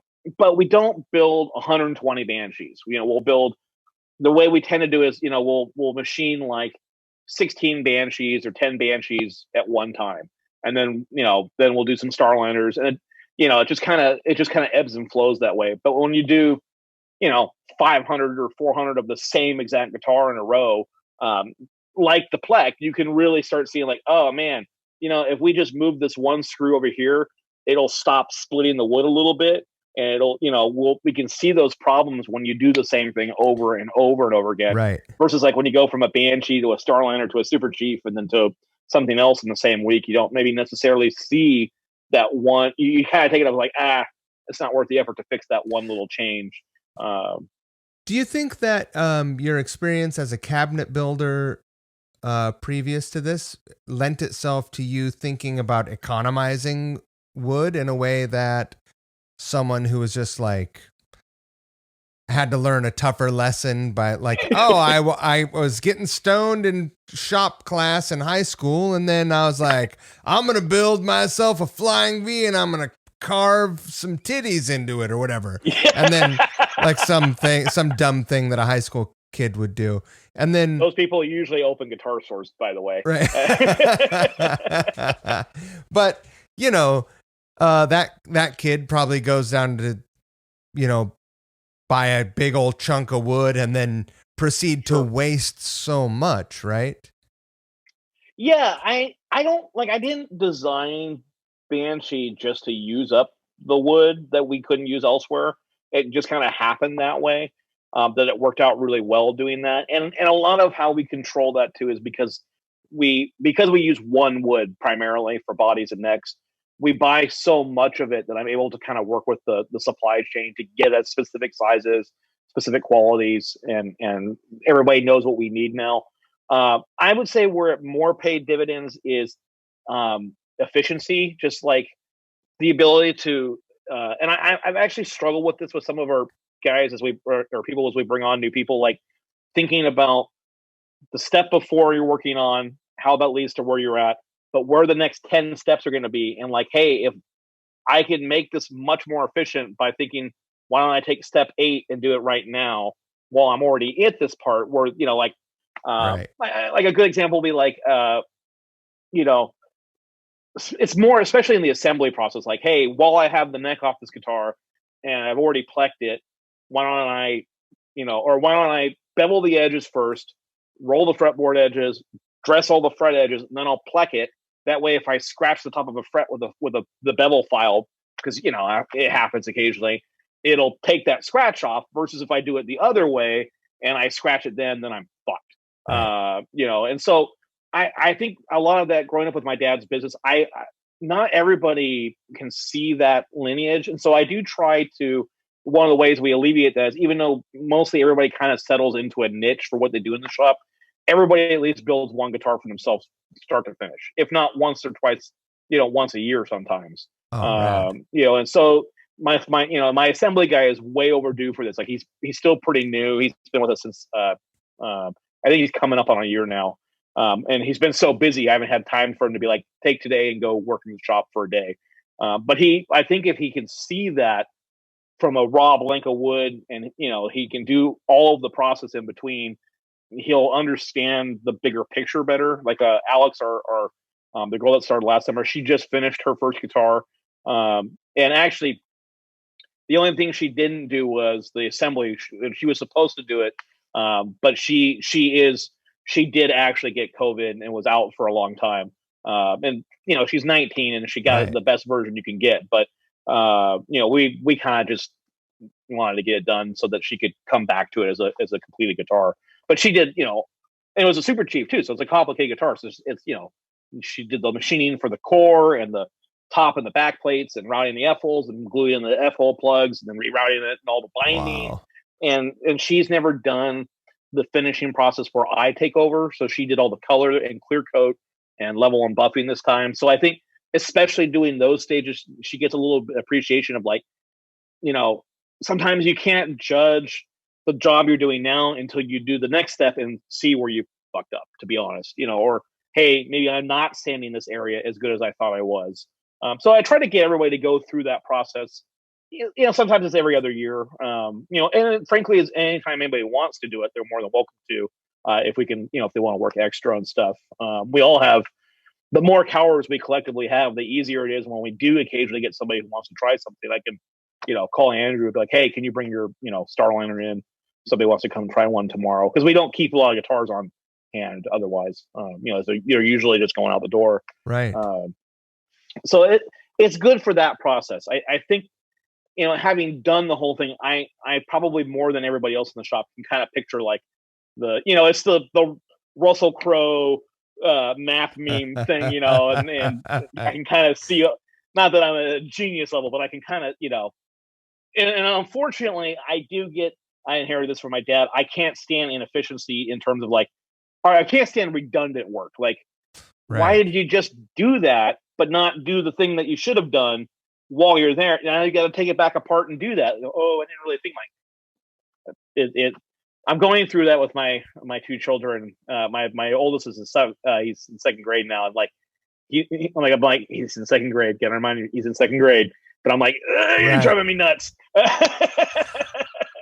I've had a number of harder for ourselves. I've had a number of production jobs, and so anytime I'm working on a process, and it doesn't even matter what. Although I'm terrible at the process of audio recording. There are keystrokes that automate a lot of things. I'm on the drop down menu. Sure. Yeah, me too. Yeah. Even for the stuff I do every day. Right. Really? Oh yeah. I use 4 programs for work consistently: AutoCAD, Corel, Photoshop. I don't know any of them. I wouldn't even call myself a master of any of them. I know enough to be dangerous, and that's about it. But everyone's like, "Wow, you're really good at this." I'm like, "No, I'm not. I just enough. I can fake it well." Let me ask you this: this Corona guitar? Mm-hmm. Did I miss that, or no? It's literally they're the first 4 are at my house right now for a photo shoot, and then you haven't announced it. No, I mean we've kind of teased it out a little bit. We announced it a little early with the first one. The first one had gotten done right after the George Floyd thing happened. And I put it out there that if someone wanted to make a $2,000 donation direct to, we had a handful of causes, it was theirs. And Amazing. I opened up 2 more spots, custom or builder's choice spots that way, figuring maybe we'll sell the one and it will maybe take one more order. And we ended up doing $32,000 that way in donations in like a day. It was insane. And I actually felt horrible. Like I had to cut it off. I'm like, I can't afford to donate any more than this is all I can handle right now. And I had to start it went so quickly. We went from the first one that was actually complete and 2 spots extra to we'll do 5 spots extra, because that was 20 minutes. And we didn't take any money. Everybody donated direct of their choosing and just sent me a screenshot. And then we wanted to keep helping. And so we kind of put it out there the next day, hey, I will do 10 more if you're understanding that I can only do 2 of these a month physically. Cause I can't do any of them. I go out of business. Sure. I got to keep the bills paid too. And everybody was great about it. We did 10 more. I'm looking at it right now. It's great. Yeah, it's the fancy version of the KR1, but it's a guitar that I'm so proud of that I just didn't want to let it die.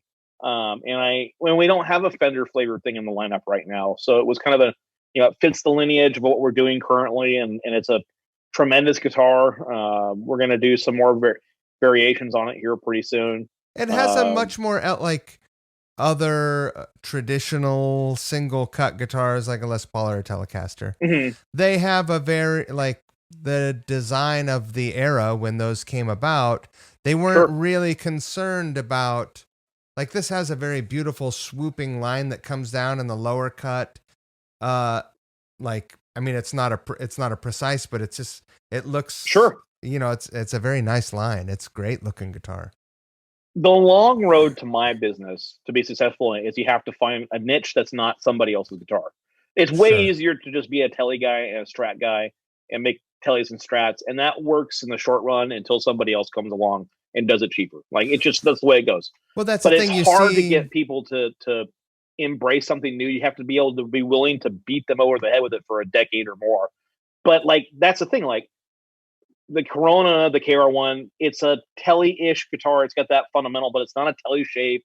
Right. It's thinner than a telly, so the neck access doesn't feel as bulky. We could set the strat, or not the strat, sorry, the neck pocket a little shallower distance-wise into the body, so it joins a little bit higher up the neck, and improve that to, just make things that makes it interesting and fun, but functionally also a little bit better guitar. And because I'm not locked into making 52 blackguards, I can do that. And I can say, hey man, there are 100 people out there, 100 people out there doing it, right? Yeah, 100 people that are doing a good job. I mean, fucking Exotic makes one, and they're a pedal company. Like fucking Sir makes one, Nash makes everyone, and not to mention, like Schecter. Yep. Like you can. For and the world just doesn't need another one of those, and so I can have the liberty to make my own design, and I don't have any design background. I just make the stuff that feels right to me, and we've been fortunate enough that people seem to think so or to like it enough. Corona and the KR1, it's the same underlying principles. It's got a bathtub route under the pickguard, so we can do all kinds of things there. We're going to offer that guitar. The first versions all had the full telly bridge, but in the next wave, there's more of them that have the half bridge, so you can have like a 2 humbucker or a 2 P90. Right. That's and hot. just something that's, and from a there's production-y point of views that I really like about it, but it's a tremendous guitar. It's one that and it's funny because I hate Telecasters. I really? Never played a Telecaster I liked. I always wanted to like him, and then I finally realized I'm not a 50s blackguard guy. Like to me, I want to tell you with like a P90 or a humbucker in the neck and a hot bridge pickup. Not like a quarter pounder or something, but like a good 8.5K raunchy Keith Richardsy, rock and roll bridge pickup. And then that's how I ended up. That's what mine is. It's that J Street's a hot bridge. Right. And actually, I think why I like my KR1 so much is because it's a basswood body and it's not a full telly bridge. And that just takes a bit of that brightness out of it. And it's just enough for me to that's perfect. That's what I want. I don't have any traditional, I guess the only telly I have, have I ever owned a Fender Telecaster? I'm trying to think. Oh, I had a couple of made in Japan, but they were not 50s. They were like 62 style, right? And so the double bound bodies and that's I have a Nash now, and it's got a humbucker in the neck. Like that's what I want. Same. Yep. Yeah, I love the look of a blackguard. I think they're super cool looking. I just found for me they're not what I want out of a guitar. Like I've had to begrudgingly move. Like I love the variety in guitars, and I have a Mellow Duende that I love, and I've got my Huber that I love, and a Ronia that I love, and none of them are guitars that I would have built specifically for myself spec wise. And I love the diversity of that. But I one of the upsides of doing this for a living is I've played 1,000 guitars now. Like I know what I really like for something that I want to grab all the time. And so my Super Chief with Cowerbuckers and that Titan are my go-to. I throw them in the double bag and go, and I can do anything out of those two guitars. And I just find I play that Titan all the time. So I am looking forward to having the fancy pants version for myself at some point. But it's just going to end up being the same spec. It's going to be, I might do a Spanish cedar body just to mix it up a little bit. Right. I started to ask you about the business stuff earlier because I got my first Cole guitar in 1997. Jeez. And I still have it. No, sure. I don't have it. I got this one. I got this one a year or 1 or 2 years later. Okay. And they were both 3 P90 guitars. Sure. I sold my first one. I got them both used too, incredibly. Mm-hmm. He built me a telly. Nice. Actually. Sure. He built me an all mahogany telly basically it was an SG dressed up like a telly, had an angled headstock, Gibson scale, 2 P90s, and So a big good speed. Telecaster. It was a fucking great Telecaster. Best Telecaster I ever owned. I love Saul. I love him as a human being. He is one of probably the 3 strongest influences on me as a designer. And it shows hopefully a little bit less now, a little more subtly now than it used to maybe show. I also, Saul has a Banshee, and maybe next decade I'll get my Cole that I'm supposed to get. Yeah. That I maybe once every 5 years remind him about, but I don't have time to play it anyway, so it's okay. But right. He's an amazing guy. My favorite Saul story, though, is we were at the Montreal Guitar Show back when that was still a thing, years and years ago. And he brought his kids up with him. And I think his oldest was maybe a senior at that point or a junior in high school. Right. And we're all hanging out, and this was before we even had our own kids. And which is not going to make Saul feel good when he hears that. But so we were hanging out. And I'm like, man, my wife's like, your dad is just the coolest guy. And his kids just could not care less. Like, oh, whatever, he's still my dad. I'm like, he builds guitars for a living, one. He plays in a band called The Love Sores. Yeah. I mean, Jesus Christ, and you're in Montreal at the Jazz Festival, at this free party, overlooking the Jazz Festival right now because of what your dad does for a living, and you're just grumbling about it the whole time. Right. And I was like, oh my God, when we have kids, they're not going to think we're cool either. Like, no matter what we do, they're going to hate us. No. And then I think the next year I saw him, and it was the year, I think it's Aiden, his oldest daughter, had broke her arm. And so had to move back home from school, or broke her leg. Sorry. And so we were talking to Saul at NAMM, and I was like, oh, what's that like? It's like, oh man, it sucks. Like I get up and she doesn't want to go out and get a job. And we got to have, we finally had the house to ourselves. And I'm like, Saul's grumbling. And like, what's coming out is he's the disciplinarian in the house. And I was like, I can't handle that. No, there's no way you're the disciplinarian of the house. I've talked to you at 3 a.m. while you're at the shop. Like, no. It's not happening. And like she broke her leg in a mosh pit, I think, or crowd surfing. I was like, yeah, good job. You're gonna be okay. But that guy has the Midas touch for whatever he does. Everything he designs is so cool and so rad. He's a very thoughtful person, right? Yeah. I think I visited his shop when it was in his garage. Years and years, like, fuck, now I realize it's 20 years ago. It's 20 years ago because, but it blew my mind. I was there because I had an order in. I just got a record deal and I got some money and I had 2 Coles already. And I was like, You know what time it is, right? Time for a third Cole.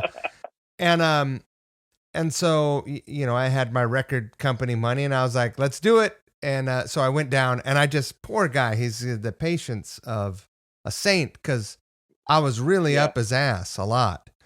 And I was like, it was when I still thought it would be a good idea to say like, hey, I would really love to build a guitar. Maybe I could come down and hang out with you. And he very patiently was like, well, the shop isn't very big. And now I'm old enough to realize like, oh my God, like if someone was like, hey, maybe I could come to your place and watch you record guitars and you could show them, I'd be like, no, man, like go get on YouTube. You'll learn how to do it right there. Probably. It's tough. I get a lot of like emails along those lines. Like, I would like to learn to do this. I'll come work for free. And I'm like, but all you're asking me to do is double the amount of work I have to do. Like, exactly. I want to, and I have people I will do that for, and I have employees who have started that way a little bit, but I'm like, no, I just can't. But just slow you down. Much to do. Yeah, it does. It's, and I feel guilty too. Like I don't like seeing people stand around. That's probably another thing I inherited from my dad. So like, if I don't like, with all the fires going on, I just didn't have everybody come in because I was like, there's not that much to do today. The shop smells terrible from the smoke. It sucks. Like, I'm gonna be wearing the spray mask and it's all supplied air, filtered air. I'll be fine. stay home. I don't want Right. I don't have time today to find stuff for you to do to make you feel. I'll just stay home. Like I don't. Tomorrow will be fine. A lot of times it's like we're waiting on something to show up or something, and like you just get that one slack day, and I'm like, don't come in. You know, it's. And for me, like I went to work this morning because I wanted to go do something actually with the Plek that I haven't done yet, and I just wanted to go in when no one was going to be there to distract me and do it because I don't get that during the week sometimes. Like I don't, you know, it's just constantly interrupted, and or when I'm painting, I'm on such a schedule that I don't have time to do other things. So there's yeah, I can definitely see that with Saul. Well, when I visited that time, he was doing so. He had this like a block of metal, like just a solid piece of steel, and he had it maybe under a drill press, and I was like, what are you doing? And he's like, oh, I'm hand machining a custom tailpiece. And I was like, yep. What? And he's like, oh yeah, I mean, takes a long time, but if you're meticulous and patient, it comes out pretty good. And I was just like, you've got to be fucking kidding me. That was the moment when I realized what being a small guitar builder meant, because it was just him. This was before the premier builders and any of that, you know, and that's a level of dedication I won't do. I don't make any. Outside of like very few like flat stuff that I can have like laser or like water jetted. When it comes to metal stuff, I'm like, nope, I'm out. Just that's why that's why there are a lot of great parts that you can get. But yeah, it was in that moment when I was like, oh, he's gonna spend like 4 hours making this one part. Mm-hmm. That's insane to me, you know. While somebody's talking at him. That's just this part. No, I mean, I sat there and just watched him for a while, and then I was like, I should go. Like, this guy, you know, if I'm responsible for him making a mistake because I'm distracting him, I'm gonna hate myself. I definitely have a system worked out. Like, I love giving shop tours. I'm happy to do it to anybody who wants to come by. But I also definitely will hand you off to somebody as a subtle way, like, okay, I gotta get back to work now. Nick will show you the last part. Yeah. The last step on the exit, the tour is the exit. And right over here, just follow the yellow steps over to the EXIT door. Get out of here. Yeah. Yeah. I'll give you a solid 40 minutes. That's it. And then I'm out. I got to get back to work. Pretty good. Well, I find myself there occasionally. And next time I'm out there, I'm going to hold you to that. I mean, obviously it's a shared space, but it's an impressive shop. We're doing a lot, and the machinery's cool. And, you know, it's the most enjoyable form of poverty is this business. It's like I will be perpetually poor, but I have the most fun doing it. But you know, it just gives, like, the same thing with Saul and his kids. Like, I've had so many surreal moments that I would not have had I been a teacher, had I finished my teaching credential. You know, is that what you were on track to do? Yeah. I was going to be a history teacher. That was like, I was from a young age, like, I don't want to be self-employed. I want to teach history. That's my thing. And the only reason I didn't do that is my wife was further along. She was about a year ahead of me because I was a slacker college student, which is probably why I finally came to the conclusion. I'm like, if I hate doing homework, why do I want to be a teacher? Like, that's a bad idea. But I was just working full time because we bought our first house, and she was closer to finishing than I was. It was like, I'll work, you finish, you work, I'll finish. I just never went and finished. That's when I fell into building guitars by accident. But what was I gonna say? What a great path, though. I love that. Oh story. Yeah, the surreal moments. Like, if I had been a teacher, there's no way that I would have been able to bring my dad to go hang out with Night Bob and Walter Becker. Like, that happened. Like, right. And my dad is he graduated high school in 74. He's like the Steely Dan era. Yeah. Like, he's a white male in his 60s. He loves Steely Dan. Like, that's just the rule. You know? Yeah. And so, you know, and by that was like the third or fourth time we'd hung out with Walter. They came through, you know, Santa Rosa, and we went out and hung out backstage, you know, before the show for a half hour. And then, like, we, you know, sitting next to, oh my God, who else was there?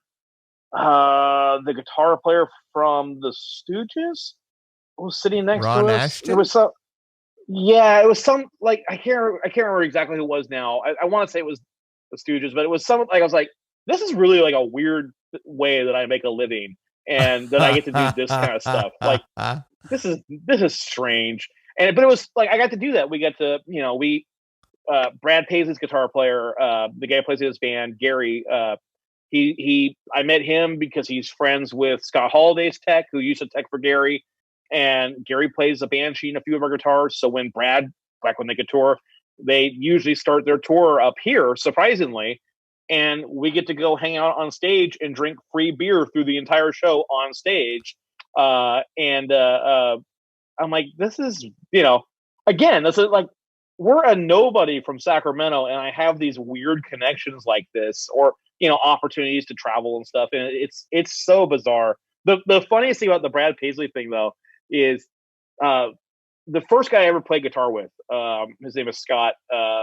We played in high school together, but he was a couple years older than me. So when he graduated, we kind of lost touch with each other. And then, I don't know, about 10 years ago, he was getting his wife's Honda worked on by the Honda guys in our complex. Like they're at the start of the building, we're at the back. And so he just wandered down to say hi, and we kind of reconnected. And he's a professional hobbyist photographer. Let's put it that way. He's a very good photographer who does as a hobby. So, like, all of our proper, like, website level photos, he does those. That's why rad. I actually have all the Coronas home right now. And so, but, you know, years go by, our kids are the same age. They ended up buying a house 2 doors down from our house. You know, our kids all go to the same school. We're in the same social bubble right now. But his wife is a diehard Brad Paisley fan. And the last time they came through town, though, the craziest, this is like the second time that she got to hang out on stage with us. You know, we know the band pretty well. Everybody's super sweet. All the road guys are great. And we're hanging out there at the bar they have on stage, drinking free beer the whole show. And Brad is a diehard Dodgers fan. Heather's a diehard Dodgers fan. The Dodgers happen to be playing in San Francisco to play the Giants. So the Dodgers were there and hanging out on stage right in front of us. And I thought, yeah, Heather, I'm kind of surprised they don't have a third kid 9 months after that. Like, I was like, Scott, there is nothing you can do that will get you in trouble after this moment. Like, you can pull this one out of your back pocket. Remember the time? Yeah. It was so crazy. I was like, yeah, it was just such a weird, same thing. Like, just this weird level. I've been very fortunate to be writing out this current situation as well as we are. The opportunities that we've had presented in front of me, you know, artists and whatnot. Yeah. That's a lot of why I'm very, very focused on, like, you know, Corona from here on out. I'm really hoping we can continue to do what we did with those donation guitars and set some aside just for those purposes. And, you know, like, we've got all the fires going, and every year we have these fires now. You know, I'm always reminding people, like, if you have to leave in a hurry, do not go back for your cowers. I will replace them. Go, get out. Right. It's not worth it. We you know, I've had friends in hurricanes that lost guitars of ours, and we've replaced those guitars for them, you know, at no charge if we can, or given them what we can, you know, to just pay back how unbelievably fortunate I've been. You know, we've seen artists, you know, people get their guitars stolen. You know, we've actually tracked a couple of those down amazingly. Like, there's not that many guitars that I can pretty much remember all of them. And so, you know, ironically, the couple times that the guitars have been stolen have been truly one-off guitars. So when they popped up, it was real obvious. So that's kind of nice. And, you know, we had this kid who was going off to music school. I think he was going to Berkeley, and his cower got stolen out of his car, and we couldn't do a full-on cower, but we cranked a Titan out for him so he would have something to play at school. and There's send a it out. special place in hell for Guitar Thief.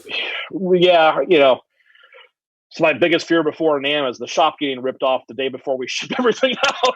Right. But I've been very fortunate. I know a lot of people look at maybe my situation with the shop and think, oh, he just got this family business and get the keys handed to him. I'm like, no, I've had to work my whole life for that, and in one way or another. And I will kill the business trying to help other people with it if I have to go to that way. That's amazing. I believe you. I have one other question that never even occurred to me. I guess because I didn't know where you were located. I knew you were in California.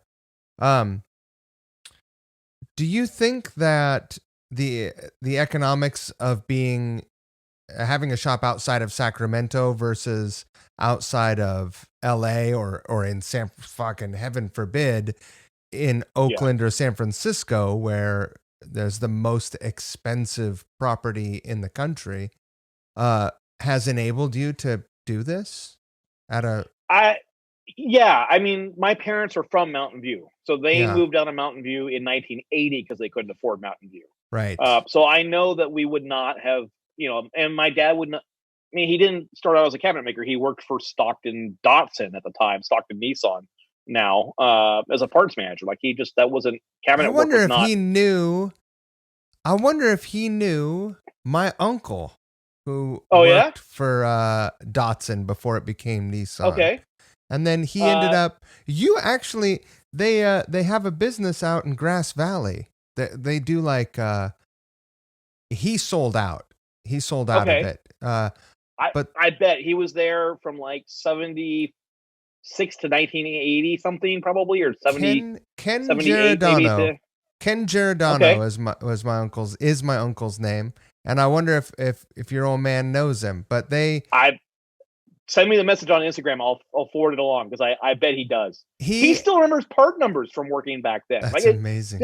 I can't remember phone numbers, and he knows the part code for a 240Z headlight bezel still. I'm like, but he ended up here because they couldn't afford it even in the 80s. I mean, back then, and so that definitely, we would not have the shop and the space, even though Sacramento's gotten expensive in the last 10 years. Sure. But the downside, and I think about this pretty often, is we only very recently started having like the mid-size venue. We had the bar, and we had like Memorial Auditorium, and then we had the full-on arena. Right. And so our music scene has been limited to bands that I could get into, which is not saying much to play 12 people in a bar and Eric Clapton, or Beyonce. And so we're finally starting to get, like, we have a couple good mid-sized venues that are like Rival Sons finally started coming through town, and Brad plays up in at Sleep Train, which is up a little bit north of us, but it's still Sacramento-y.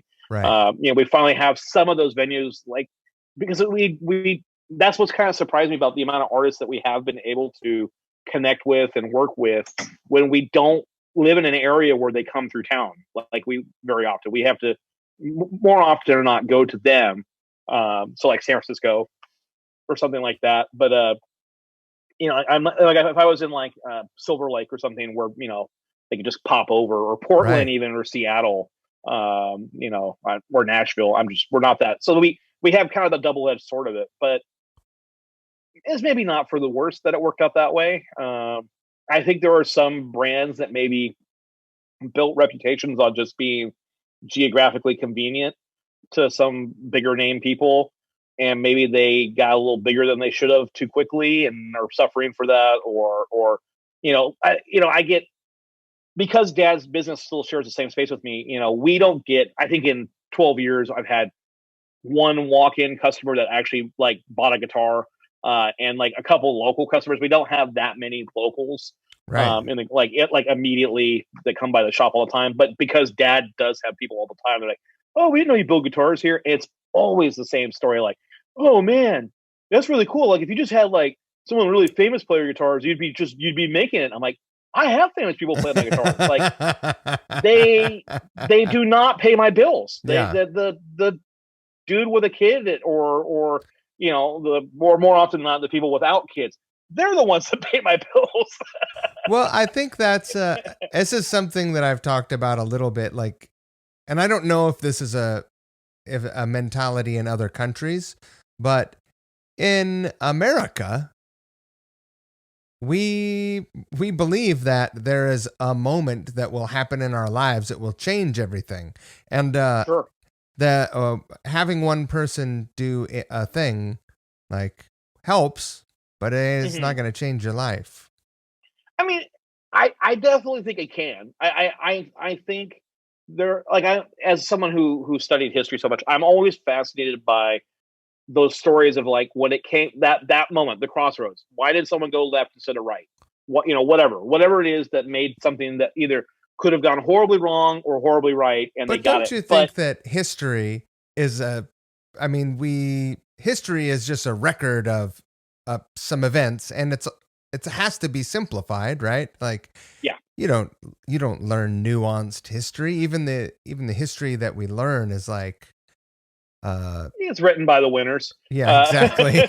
Exactly. But I definitely think there's the perception that, oh man, Eric Clapton's playing that guitar, he's going to be huge. That can happen if the fundamentals of your business are good and the product is good and you're able to take advantage of that opportunity. But it can kill you if it's not. And more often than not, I think that's the case. And even then, like, same thing. Like, I have a guy like Scott or Tom Dumont from No Doubt. He played Cowers exclusively when they went out on tour with Dream Car, and he was a guy who just bought a car. He literally custom ordered one, and I didn't think twice looking at the name. I didn't even register. Like, it was one of the few custom orders that came in with no emails ahead of time or questions. Like, I woke up in the morning, it was in my inbox, and I was like, cool, we got on the guitar. He bought a second one on Reverb, didn't even think about it. And then it showed up on Instagram one day. And I was like, and I started getting a message like, why didn't you tell me Tom Dumont's playing your guitars? I'm like, I didn't know it was that Tom Dumont. Like, I didn't get it like, I'm from No Doubt, Right. He wasn't like a free guitar. Yeah. He just bought stuff. And he's the nicest guy. Those things are great for us. And I think they carry a lot of perception for people. Sure. Of what we're doing. But in that meantime, there's still 140 people that bought guitars from us that are just wanting to play guitar in their bedroom or in a bar. And that's the people that keep our lights on. And so it's nice to have the artist stuff, and I'm always grateful for it, but it helps us, but it's not what actually keeps us afloat. That's a thing that a lot of people don't consider, is that for every one guitar you see on a stage, there's hundreds that had to go out to support that you never see, that you will never see, because it is a person who doesn't take selfies or, fill in the blank. They're just not even on social media. Yeah. That's a frustrating thing for me. There are some brands that seem to have customers who are very active about posting about their guitars and get to reshare that. And I try to encourage that. Like, we have a lot of Instagram followers. I mean, a lot by all accounts, and a lot of owners. But a lot of I'm like, I bet you guys are tired of seeing like the same 12 people who actively share their towers every week. Like, there's a lot. Like, the ego in me is like, you guys like these things, right? Or the insecurity, I guess, more like and you're right. I just don't get. I have a lot of customers that the design niche that I have is probably trends a little older and they aren't as active in those regards. And I get a lot of very nice messages. Like, I don't like to share like email. Like, if they don't post it in a public format, I'm not going to share it. Like, no matter how nice the email is, I just don't, it's between me and the person. But, I get a lot of that. I'm very grateful for, but I'm like, I kind of wouldn't mind seeing them sometimes. So that was like the Tom Dumont thing was so weird.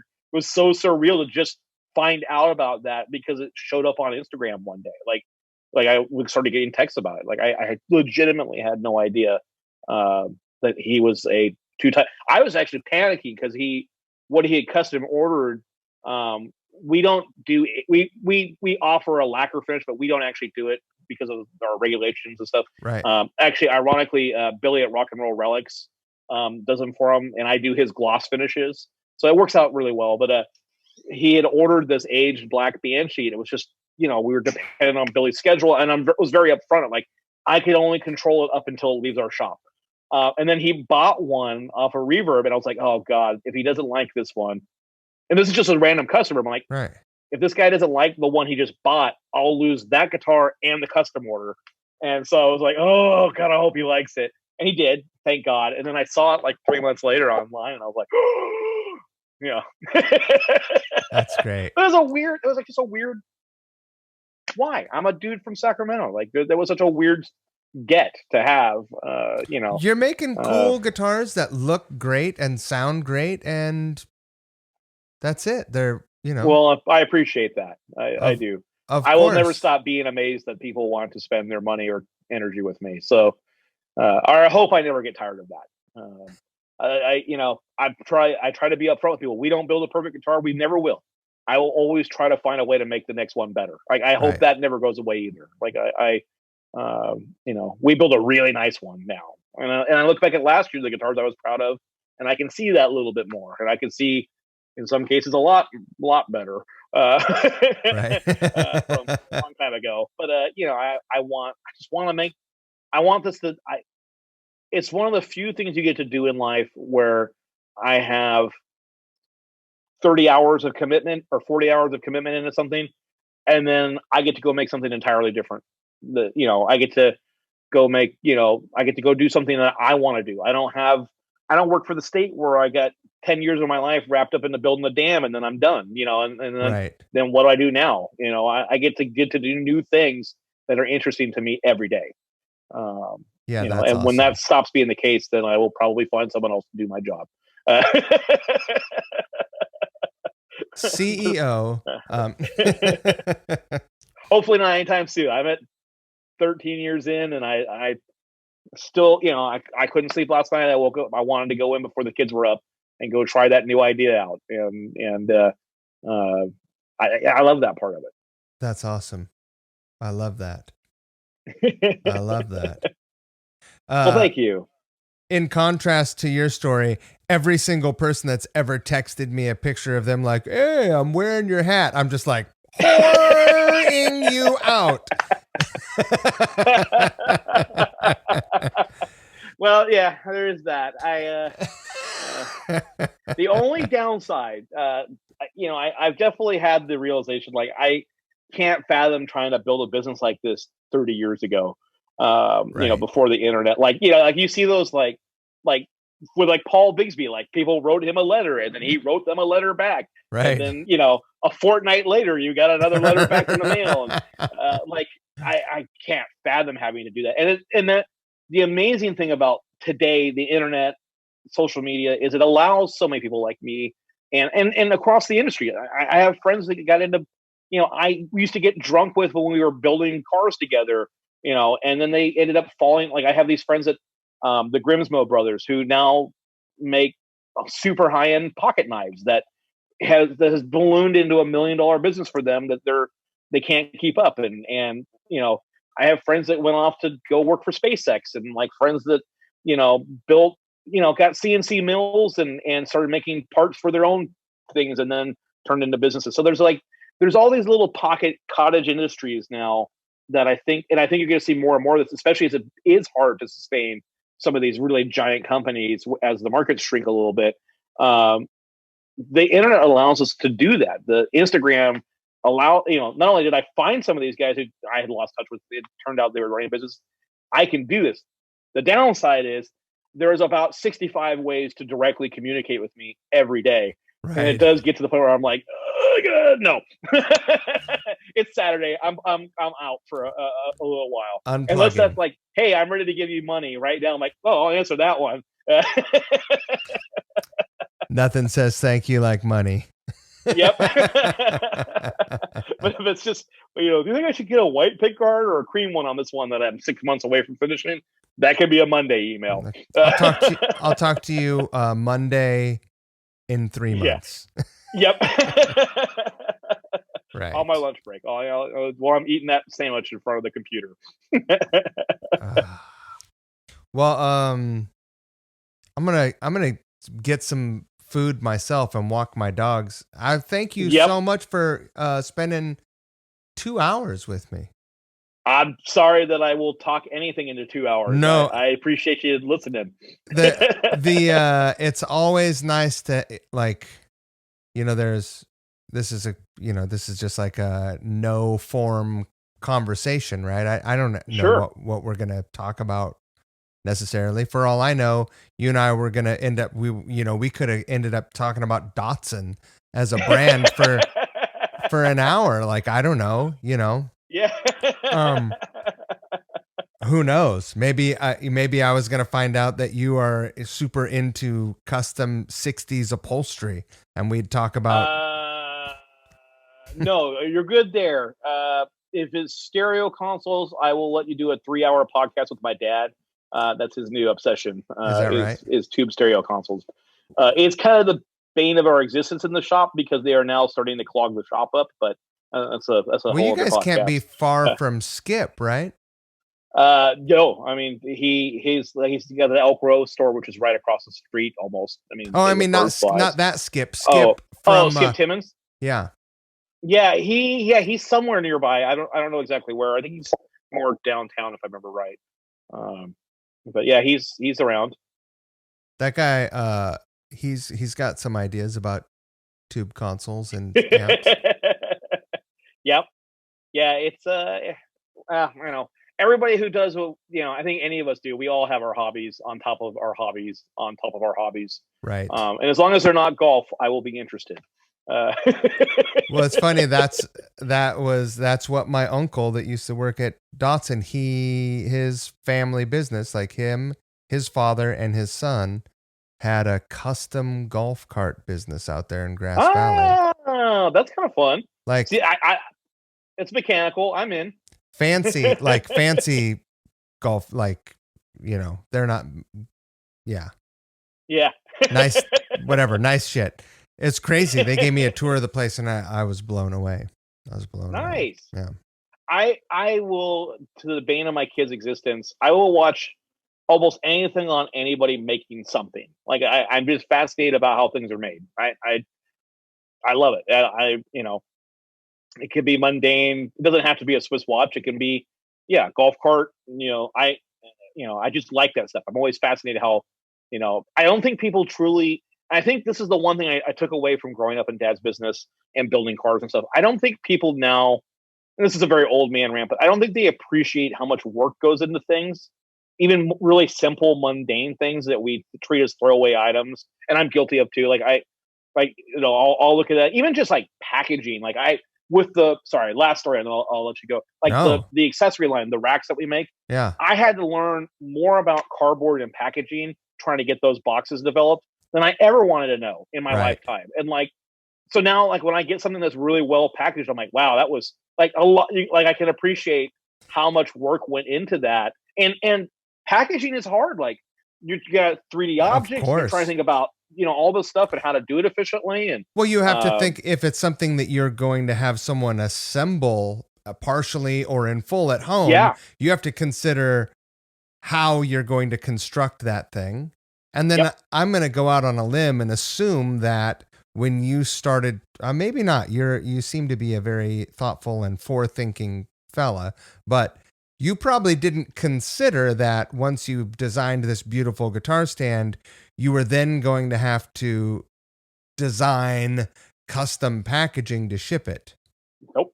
That we when I did those racks early on, so the racks have actually been around a long time. The version 1.0 of it that I did early in the business as a way to kind of keep things going when between guitar sales. They were not thought out like that. They were so much work, and each box I had to hand make, and it was a pain in the ass. And I made a bunch of different sizes and different finishes, and it was horrible. I never made money on any of them, I'm sure. Right. And so we didn't do them for a long time, and then kind of the same thing with Titan. As things progressed, and I got the laser and some of the other things that helped solve the issues I was having. We kind of standardized the line. Bamboo became a thing. That really was a great material product for it. But yeah, I had to, we had to sit down and design this thing and go, okay, here's what we're going to make. And like, once we got to the packaging aspects of it, especially, like, I have literally pallets of boxes. And now I'm at the point where I'm like, I'm getting like one of our big mail orders that we do a lot of business with the racks. They're like, hey, would you design a single rack that they kind of, like a single guitar stand that matches it? I'm like, first of all, we kind of got sued over the one time I did that, but I'm like, I don't want to design another box. I can't. I'm done. Right. I'm done on the box front. Whatever we make has to fit one of these 4 boxes, and then I'm out. Like, that's it. That's all I'm going to do. And like, we have boxes made for our guitars because we use mono cases. So all 3 guitars we do fit one of 3 mono cases, and the only real difference is the height. And we ended up designing with this company this unbelievable, like, flat packing insert system that's just been a game changer for us. But the thing I'm most proud of is, like, I want handholds. I want holes in that box that I can grab because the boxes are so big and slippery. Yeah, they suck. And like, oh, they're horrible.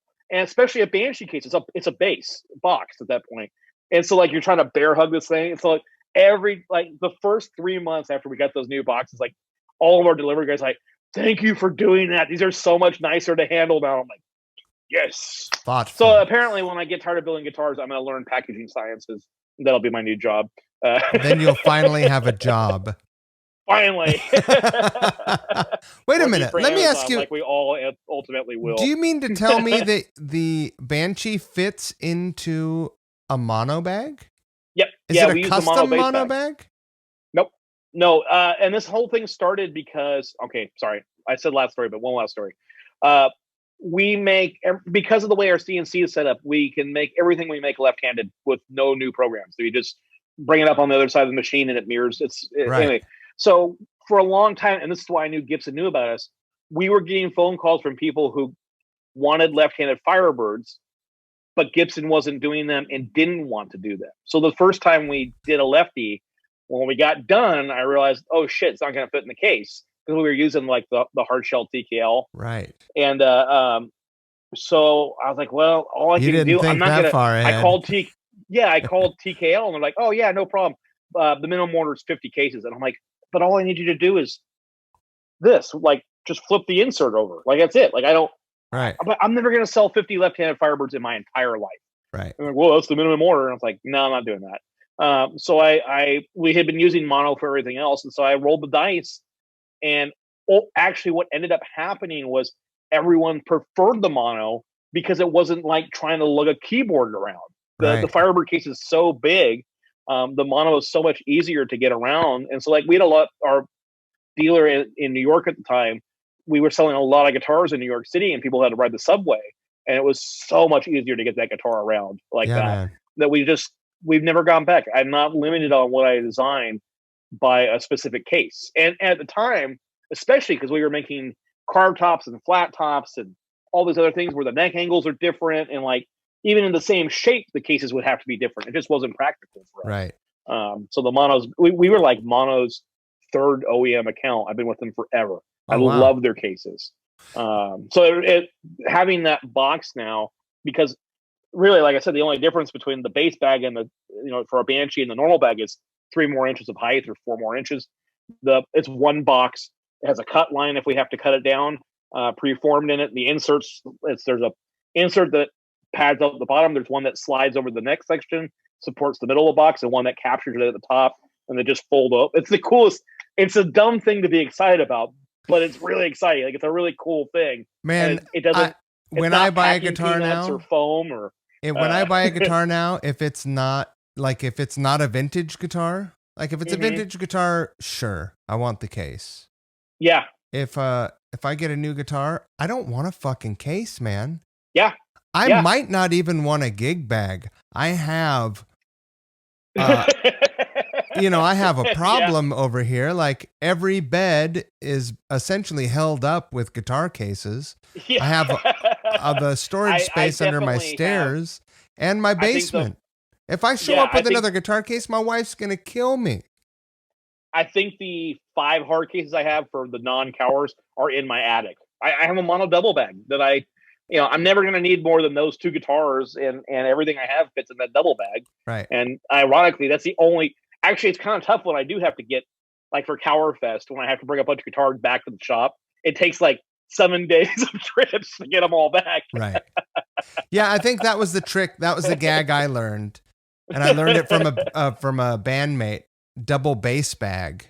Yep. Because you could fit 2 everything. basses, or you can fit 2 guitars.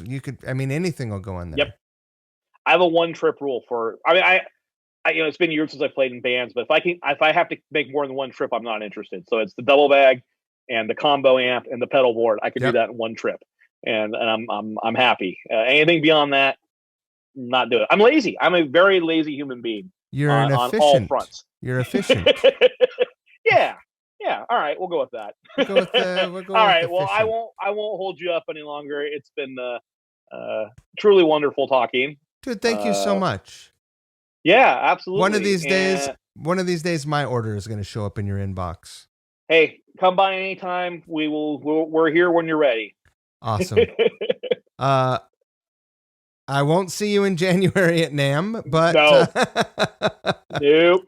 We decidedly opted out early. I will, when we can come back, I will honor my promise to go as Macho Man Randy Savage all 4 days. Amazing. Yeah, that will happen. That was a Instagram thing that will definitely happen, but not in January. We will not be there. Snap into a super chief. I really love that whole thing was like, how do we kill time when we can't go to work, but we don't want to stop posting on Instagram? Like, make memes of Doug and make fun of me savagely. And that was the one that was the best one. Like, it was so good. That Photoshop was so funny. He's actually our t-shirt guy. Like, he's the one that did our last round of t-shirts. So it was pretty good. Amazing. All right, bud. Well, I'll let you go. Have a great weekend. You too, man. Take care. Bye.